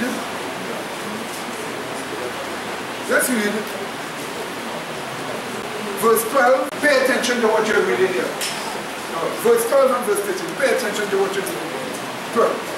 And the 10 horns which thou sawest are 10 kings which have received no kingdom as yet. So in John times they did not have the 10 nations of Europe, okay? Western Europe will have to deteriorate into 10 kings, the 10 nations of Europe. So we are told in John's time they would not get the 10 kings or the 10 nations of Europe. John was in 98 ACB after Christ's birth. Europe didn't exist as 10 different nations. Right? So that's what we are told. Watch me. And the 10 horns which also are 10 kings which have received no kingdom as yet, but receive power as kings 1 hour with the beast. Now watch. These, the 10 nations, have what? One mind. The actual word there is opinion. One opinion. So the nations of Europe will develop one opinion, one political opinion. What is the political opinion the nation of Europe will develop? Communism. Don't you have the EU already? Yes. Is not the EU socialist? Yes. So they shall have what? One word, my opinion, and shall give their power and strength unto the beast, the scarlet colored beast. What does Europe do? Give their strength. The actual Greek word there is dunamis, which is the dynamics. What is the dynamics of a nation? It's constitution. And its power, its authority. That is its legislative authority. So it means the constitutions of Europe will develop into a socialist kind of constitution, and their authority will be given over to socialism. That's why in Europe now, if you say something that they don't like, they remove you off. You know, they remove Fox from England. They remove Fox television from England because Fox is saying too much. They remove them from England. They don't have Fox in England anymore. So you find Europe now, they're censoring you. Okay? So they're told again now, they will give their power and their strength unto the beast. Now go to verse 16. Watch this now. You never read it before? Read verse 16. And the 10 horns which thou sawest upon the beast, the same Europe. These shall what? Hate the whole. That's the papacy. And with the whole, remember, it's her daughters. So Babylon and her daughters, which include the what? Spiritualist what? Evangelical. These shall what? Hate the whole. Did you see it? And it goes on. And shall make her what? Desolate and naked. And shall what? Eat your flesh. And what? Burn her with fire. Then comes verse 17, which is Sister Rich. For God hath put it in their hearts to fulfill his will and to agree to give their kingdom unto the beast. That beast here is the scarlet colored beast. Until the words of God shall be what? Fulfilled. So that would mean the ultimate fight in the view of the Illuminists and Communists is to destroy what? The papacy. Destroy what? Spiritualism. Destroy what? All religion. And do what? Set up our good Lord. Except the Bible said they won't be able to do it. Now proof that the Bible does tell you that all false religion will be overthrown violently. Let's go to chapter 18. Quickly here. We will read 18:8, 18:10, 18:17, 18:18, 19, and 21. So let's go them step by step. 18:8, let's see who is being spoken of here. Now by the way, hold on here. Chapter 18 is the final message to be given. It's the fourth angel's message, which is the third angel's message, swell into one. With the power of the battery. Do you know what we will be preaching? Let's read these clips and see what we will be preaching. Verse 8. Therefore shall the plagues come in one day, symbolized as a year. Death and what? Sorrow. And what? Famine. And she shall be what? Utterly burned with fire. Did we not see that in chapter 17? Yes. And she shall be utterly burned with fire, for strong is Yahweh God who what? Judges her. That's what we will be preaching. We will be preaching that listen, the Illuminati will burn you. Yes. They will destroy you. That's what we are supposed to be preaching. You and I are supposed to be preaching that. That's his final message. Imagine. They're threatening to kill you and you going all over the world saying, fire will what? Burn. You know? And they sing and say, fire, fire, fall on thee. But again, we will fire. Fire on the right of God. That's what we will be preaching. That's what the Bible says. But that's not all. Let's read on. Verse 10, yeah. It's like, you know, they use fire to set up the institution to cause worship to the image of the beast and fire coming to take them down. Amen, amen, amen. Nice result. Verse 10. Standing afar off for the fear of the torment, saying, Alas, alas, the great city Babylon, that mighty city, for in 1 hour is thy what? Judgment comes. And we already told you 1 hour is 50 days in Bible prophecy. They saw that in chapter 17 also. 1 hour. The last 15 days of the earth's history is going to see the destruction of all false religion. That 15 days is coming soon. The last 15 days of the history. After that 15 days, Christ comes. So we are being told, we will be telling people, in 15 days, the last 15 days of the earth's history, you will be destroyed. That's what we will be telling them. But for you to be able to preach it, you must be able to prove it from the Bible. And that's why we already have studies in this year. You could take it and show the Pentecostals what is their future.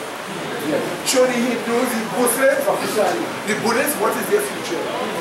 Their future is destruction in how much days? 15 days. The last 15 days of the history. That's when we will be preaching. That's the 4 angels' message.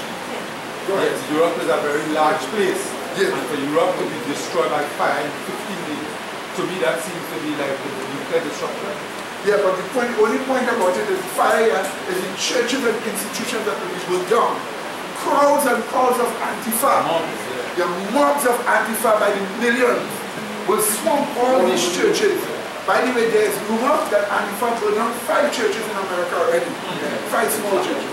There's rumor. We do not know how true it is, but we'll find out. Antifa do that already. But the Bible is telling us mobs of Antifa will be all over Europe and in different parts of the world, burning down churches, murdering priests, killing them like the French Revolution. Yes. But look, you see it coming already. They're already here, they're already violent, and they're preparing for what? War. The spiritualist evangelicals have their side of the war, what they want. But the global communists, they also have their side of the war, what they want. And the Bible says that will happen. One will get you first, and then the other one will come and take over. That's what the Bible tells you. Let's read on and see what they do. Verse 17.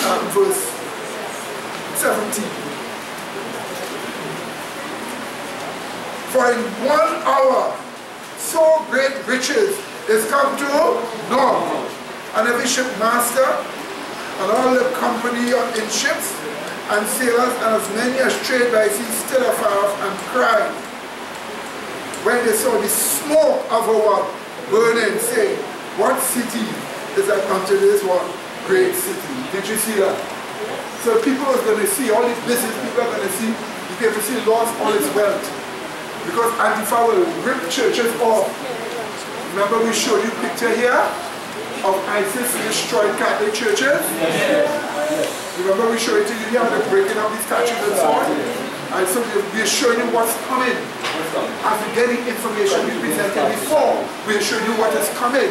But we are being told this time, it is the Antifa that will be destroying the churches all over Europe, all over the world. So what's the future of the Catholic Church in Port of Spain and the others? Mobs of Antifa will be there destroying them. What about Coffee's Pentecostal Church, which is spiritualist evangelical? Mobs will be destroying and taking equipment, taking monies, taking checks, ripping off. The Bible says it's a big violent thing that will be taking place. Who's got time of violence? We know. 19 and then 20 was. 19. And they cast dust on their heads, weeping and wailing, saying, Alas, alas, the great city wherein were made rich all that had ships in the sea, by reason of her costliness. In how much? 1 hour she is what? Made desolate. See the Bible keep repeating 1 hour over and over? It's 3 times. Showing you the last 50 days, that's what you and I will be saying. That's what you and I will be showing. That's the 4 angels' message. You'll be showing from scripture how they will be destroyed. But the best one I'd like for you to see here is verse 21. Let's read it now. You ready, everybody here? You reading it now? Yeah. It says here, and a mighty angel took up a stone, like a great one, millstone, and cast it where? Into the sea, saying, what? Thus with violence shall that great city Babylon be thrown down, and shall what? Be found what?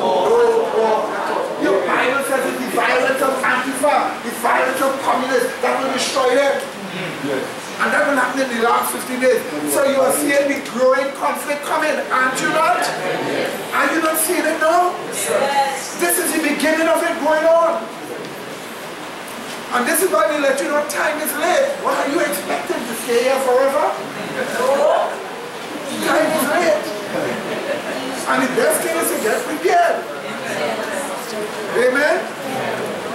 And to close off, there's one last group. The remnant. They will all try to attack the remnant.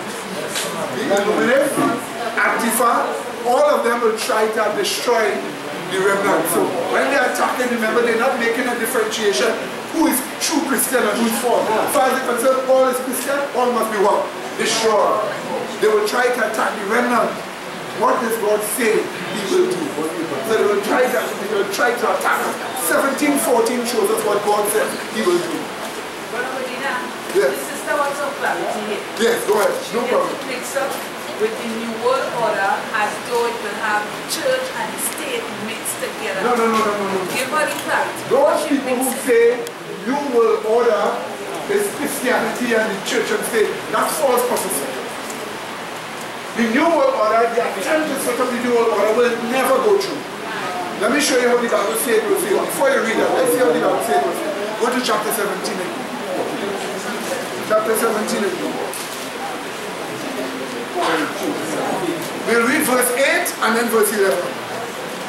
The scarlet colored beast. Let's read it.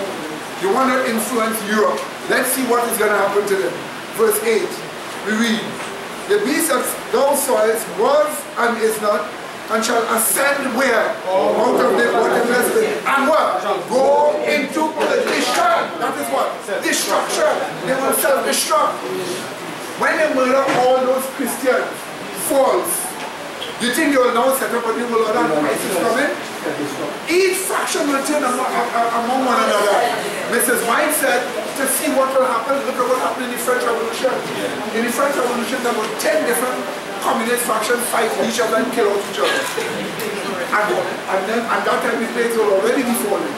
And that will be one of the plagues too, right? So watch this again. Let's look again. Look at the next verse again. Verse 11. Again, 17:11. And the beast that was and is not, even he is the 8th and is of the what? 7 and what? Going into perdition. There you have twice. Twice God tell you they wouldn't set up no empire. He is the 8th. Watch me. If the 7 ends in America, Watch. If he said Egypt, Assyria, Babylon, Media Persia, Greece, fivefold, one is Rome, the other is not taken, seven, that's America. Then we are told the beast is the eighth. Which means for a brief while he will be the ruling power, but just for a short while. When he's murdering everybody, but you will go into what? Perdition, self-destruction. That's how your Bible is. No new world will not be settled. That's what I'm trying to say. All you wasting all the time. The fight you're wasting because you're not going to get it. You imagine you train children, a little boy, to dress in a skirt and say he's a girl. You expect that boy to be a disciplined politician? You see those girls putting up their hand and they're half naked? You expect those people to be disciplined politicians to hold our world order? You can't even rule a region, you can't rule your own house. It will fail, it will not succeed. Do you get a prayer? And let them put it in their Antifa skulls and remember, they will not succeed. Yes, they will destroy all false religion, but they will not succeed. When the Sunday law is enforced, it will not be a new world order. When the Sunday law is enforced, it's not a new world order. It is an attempt to convert the world to bring the millennium for Christ to rule. But we know that won't happen either. So each have the delusive fight. Each have it. We know it won't happen. So that is false doctrine that they teach in the Adventist church and in the evangelical church to divert you from what is to happen. But do you know that Antifa and all these globalists will attack the true church too? Yes. They're not making a differentiation. Yeah, how God describes the attack on the true church, and look at the time of the attack. Let's go to verse 14. These shall make war with the... You think they're going to physically throw Jesus and fight Jesus? So, though they're fighting Jesus through fighting his people. Christ is being fought against in his same. Watch this. It says what? These shall make war with the Lamb, and the Lamb shall what? Overcome them. For he is what? He is what? God of gods and what? King of kings. See the very last time again? That's what we try to tell you. The last name Jesus gives himself is God of gods and what? King of kings. That's the last name he gives himself. It's already in chapter 19 some time ago. But here it is again. He is what? God of gods. That's what the word Lord of lords. He is what? God of gods and what? King of kings. Go ahead and say that I want him and what? And what?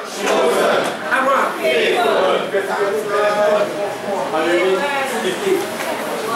Watch your tree phrase. Watch. Call. Watch your tree phrase. Call. God called them. Chosen. Which means to say they lived righteous. They went through the judgment and God selected them in the investigative judgment and people were saved. So chosen and what? Faithful. They go through the time of Jacob's trouble and God never fall. That's the time. That's the time. So it shows you the time. That means to say at the very end, when the judgment is already passed, we have already been called. We have already been chosen in the judgment. We go through Jacob's trouble in the time of the plagues. By the time the last 15 days come, they rush on us and attack us. God says, no, no, no. These people are already what? Called. Already what? Chosen. Already what? Faithful. So don't touch them. See? That's the point. That's the point. That's where the church starts. In the matter. So in closing, I know that this might have been kind of difficult for some people to understand. It will be because we are dealing with prophecy that we need close attention to. But what I have tried to do is to present it in a simple way, at least where to get the basic points. Amen. If you say you know something, is that you have Christians fighting against communists, you know that. Yes. And communists fighting against what? Christians. The Christians will try to get us Sunday law, but the communists in the end will come and destroy all the religion. They will try to attack the true Christians, Christ will stop them. But the communists themselves will self-destruct, and remember the plagues are falling, and the last plague that will fall When the earth is shaking and breaking up, it's hailstorm, 53 pounds in weight. Could you imagine you betting stones of ice, 53 pounds, among 1,000 people running? You ever see the ground shaking and they try to run? You have to stay there, when they stay there, what was coming? And that national building too, it's not falling like one stone here, it's falling like the rain. That's why hail already started to fall all over the world. Killing animals, killing people in China, about 30-something people die from the hail. And that's just about tennis ball size. In one of the videos we show on television here, you have a whole set of Muslims outside, and they have to run because hail started to hit them. Hail fall on them. But you know what the Bible identifies hail as? As retribution for the false justification. That's what the Bible identifies. The Bible identifies hail, the last thing that falls. God says, you know why all of you all are lost? It's your false justification. Conversion by putting in a circumstance and trying to make it accept God. False justification. So you're going to send the hail. And that is how the world is destroyed. So you see, you understand now, do you? Yes. You wouldn't remember everything we said here, but at least you get a brief idea of what's going to happen. So now you want to know why you're alive, you want to know why you're existing, you want to know what you're here for, you want to know that? You're here to learn these things. What do you say? And to preach it, what do you say? That's what you're here for. That's why you are here. So may God have His mercy upon you. You have a whole church here, willing to go and study with you wherever you are. And I tell you, we're going to set up churches in different areas. Amen. So many of you need to prepare to do ministerial work. Amen. And in our church, there's no male or what? Female, so we're all what? That's why this is the first church and have female elders. Before I was here. This is the first church. We have that here. You see? So the point about it is this. Let me tell you this. You want help to learn? We're going to train you. You're going to learn very fast, faster than you've ever learned before. We're going to make sure you're prepared, but you have to be sincere, you have to be honest. Nobody's in charge of your conscience but God and you. And God will not force your conscience. You're serious? Give Him a chance. Give yourself a chance. We're going to help you by the grace of God to get prepared and to do the ministerial work that you have to do. You're not called here to sit on a warm event. I won't be standing up here talking in front of you all forever either. You have to be sure of that. You're going to have to do what you have to do. What do you say? So get yourself prepared. What do you say? Not only me that have the Holy Spirit, you're supposed to have the Holy Spirit too. Amen? So that's why you've got to be prepared. And you've got to get yourself prepared. What do you say? Now you want some high purpose? What it is, being a fireman, being a nutritionist, being a corrupt politician, that's what you want? The best profession you can find is, as the world is about to end, save people from eternal death. That is being a true minister of the gospel, an end-time minister. That's the best profession you can have. It is the profession we offer to one and all. And don't think yourself, don't come with this old kind of defeatist complex. I'm too weak, I can't make, I can't this. If you can't, you won't.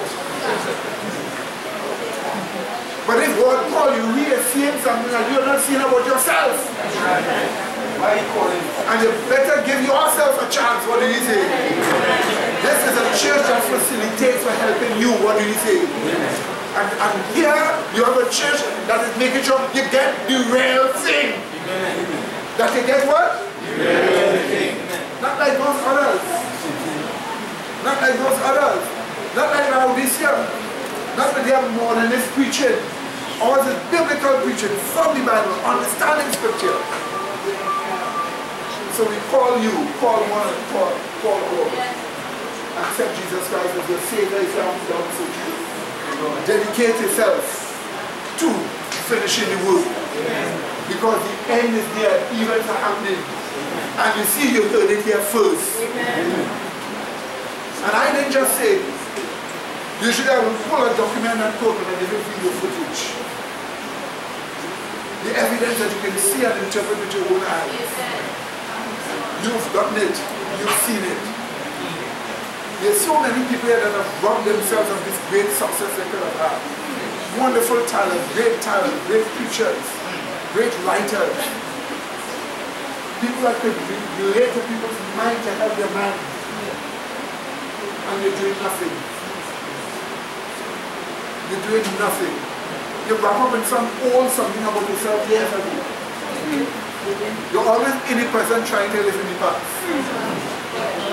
When will you understand?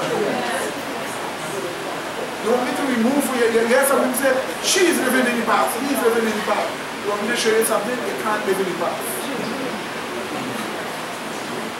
If I want to live in the past where I used to work in concerts, I have to raise up about 3 dead people from the grave and they get one go there where I have to talk to them again. This is a Carly living in the past. She had to probably raise back up that lady who got down some and the boy who got shot and do the same works over again. Nobody can live in the past. But you can remember the past and try not to influence you in the future. So you're living in the future like if you're reliving the past, but it's not the past and you're living. You're just creating a new foolish future. Until when the days pass, there's another past. So stop thinking these sort of false psychological thoughts that have been presented to us to make us become what you call paralyzed from how we should operate. You can't live in the past. But you're in the future, you're in the now. And you have an understanding that can make you live better. And that can make you do better. But you see, Trinidad has a very bad culture. And people that love ease. And ease-loving people. We'll listen for it, but don't shake us too much. That's why the retribution is coming here today. That's why this place is going to get shaken up high. To make some of you who still just love ease. Recognize your age doesn't make you incapable. You're saying you're too old. Who say you can't preach? Who say you don't have energy to do something? And then we'll give you the right thing to eat for the energy to it. Yeah? So who say you can't have it? You could have it. The important thing is, will you give yourself a chance? Will you give yourself a chance? Sometimes they talk and they talk and they talk and they talk. And some people say, yes, true, but they don't practice. They just forget. That's why I don't like to really talk and give much advice. But I give with the hope that some of you will follow. And what is too hard to ask you to, for the first time, be serious. But look how late time is, look what's going on. Look, we've gone through and show the emotions and show you what is actually taking place. Why do you let your personal conceit, your circumstances rob you from success? Why do you fill your heart with this idea that sin is so powerful? Sin is an illusion. It's an illusion. The false knowledge can only come into reality if you make it into reality. It takes you to make it real. It's an illusion. Stop making an illusion paralyze your soul. Stop making it weaken your soul. Stand up and be strong. The world is about to end. You need to put your prints on the end of this world. Amen. And be prepared. And you will get all the help you can get. Amen, brethren? Amen. You will get all the help you need. Yes. Announcement. Brethren, if you want to know about the spiritualists, their origin and their teachings and their doctrines, Sister Linda now have the master for a book named Evangelical Born Again Christian. It costs $45 and that is very cheap. So you can check her for a copy. I don't have one here to demonstrate what it is. So remember these things, okay? Right?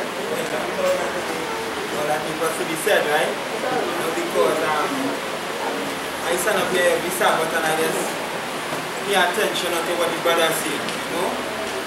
When time missionary work very literate here that the brother came in hand, and it was proven to be accurate and just for doctrine, it was proven to be accurate in helping that situation to bring the truth to that person's mind. Understand?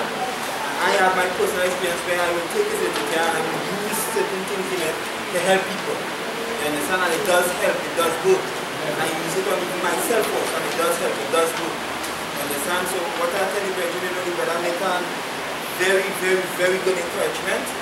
I myself, scrutinize myself, let us take it, and let us burst this with a flood of light. As we say, it's easier to the world. Amen. Take it to the world. You know, look at these documents. I didn't even read anything from these documents. Let me just give you just the headline here. American hating left may soon ban Bibles. America hating left. The Illuminati communists, the American communists, may soon ban Bibles. Yes, we can. Anything that has slavery in it, get rid of it. Abraham Lincoln, although he freed his slaves, they defaced his statue. They said, remove.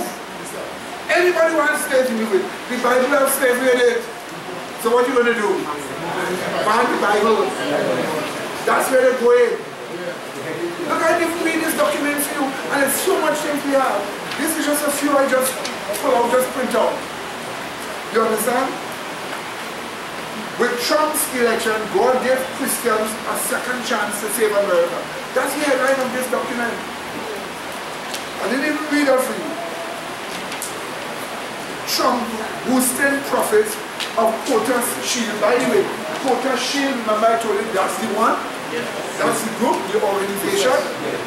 They're the ones calling now to take over the media. I didn't show you there. They actually lay out the plans how to get press credentials for the White House, how to set up a media system and take over the media. And they're not going to be turned back, you know. They're not going to be turned back, they're going to get through. But it's going to have bloodshed. It's going to be fight between right and left. The Bible tells you the fight. What happens in the ultimate fight? The Bible already tells you. So you know what's going to happen. So we warned you before. You cannot say I was never warned. This day your blood is on your shoulder. Not mine anymore. Amen? Amen. Smile. You see, my dear brethren? So, remember these things, and may God have His blessing to all of us as the end draws near. Jesus holy name. Amen. Please let us stand. And may God have His blessings to all of us. And what do we say again? Long live the Reformation. Amen. Muslims don't like to hear that, yeah? But put it in your Eastern plate and eat it. Let's pray. Gracious, loving Father, we thank you for what you have shown us today, that we now understand the growing conflict that is taking place. Have mercy on us and help us to learn the truth even more clearer. Those who are here in our midst who don't understand the prophecies of Revelation chapter 17, chapter 16, chapter 18, chapter 13 and the other various chapters, please help them to dedicate themselves to learning while they have the chance here in this church. And help everyone here to grow in their sincerity and honesty so that they will be dedicated to the truth. We thank you for your great love towards us. We thank you for your special blessing towards us. So may your name be glorified in everything with us, through the truths of Jesus Christ, the plan of salvation. Amen.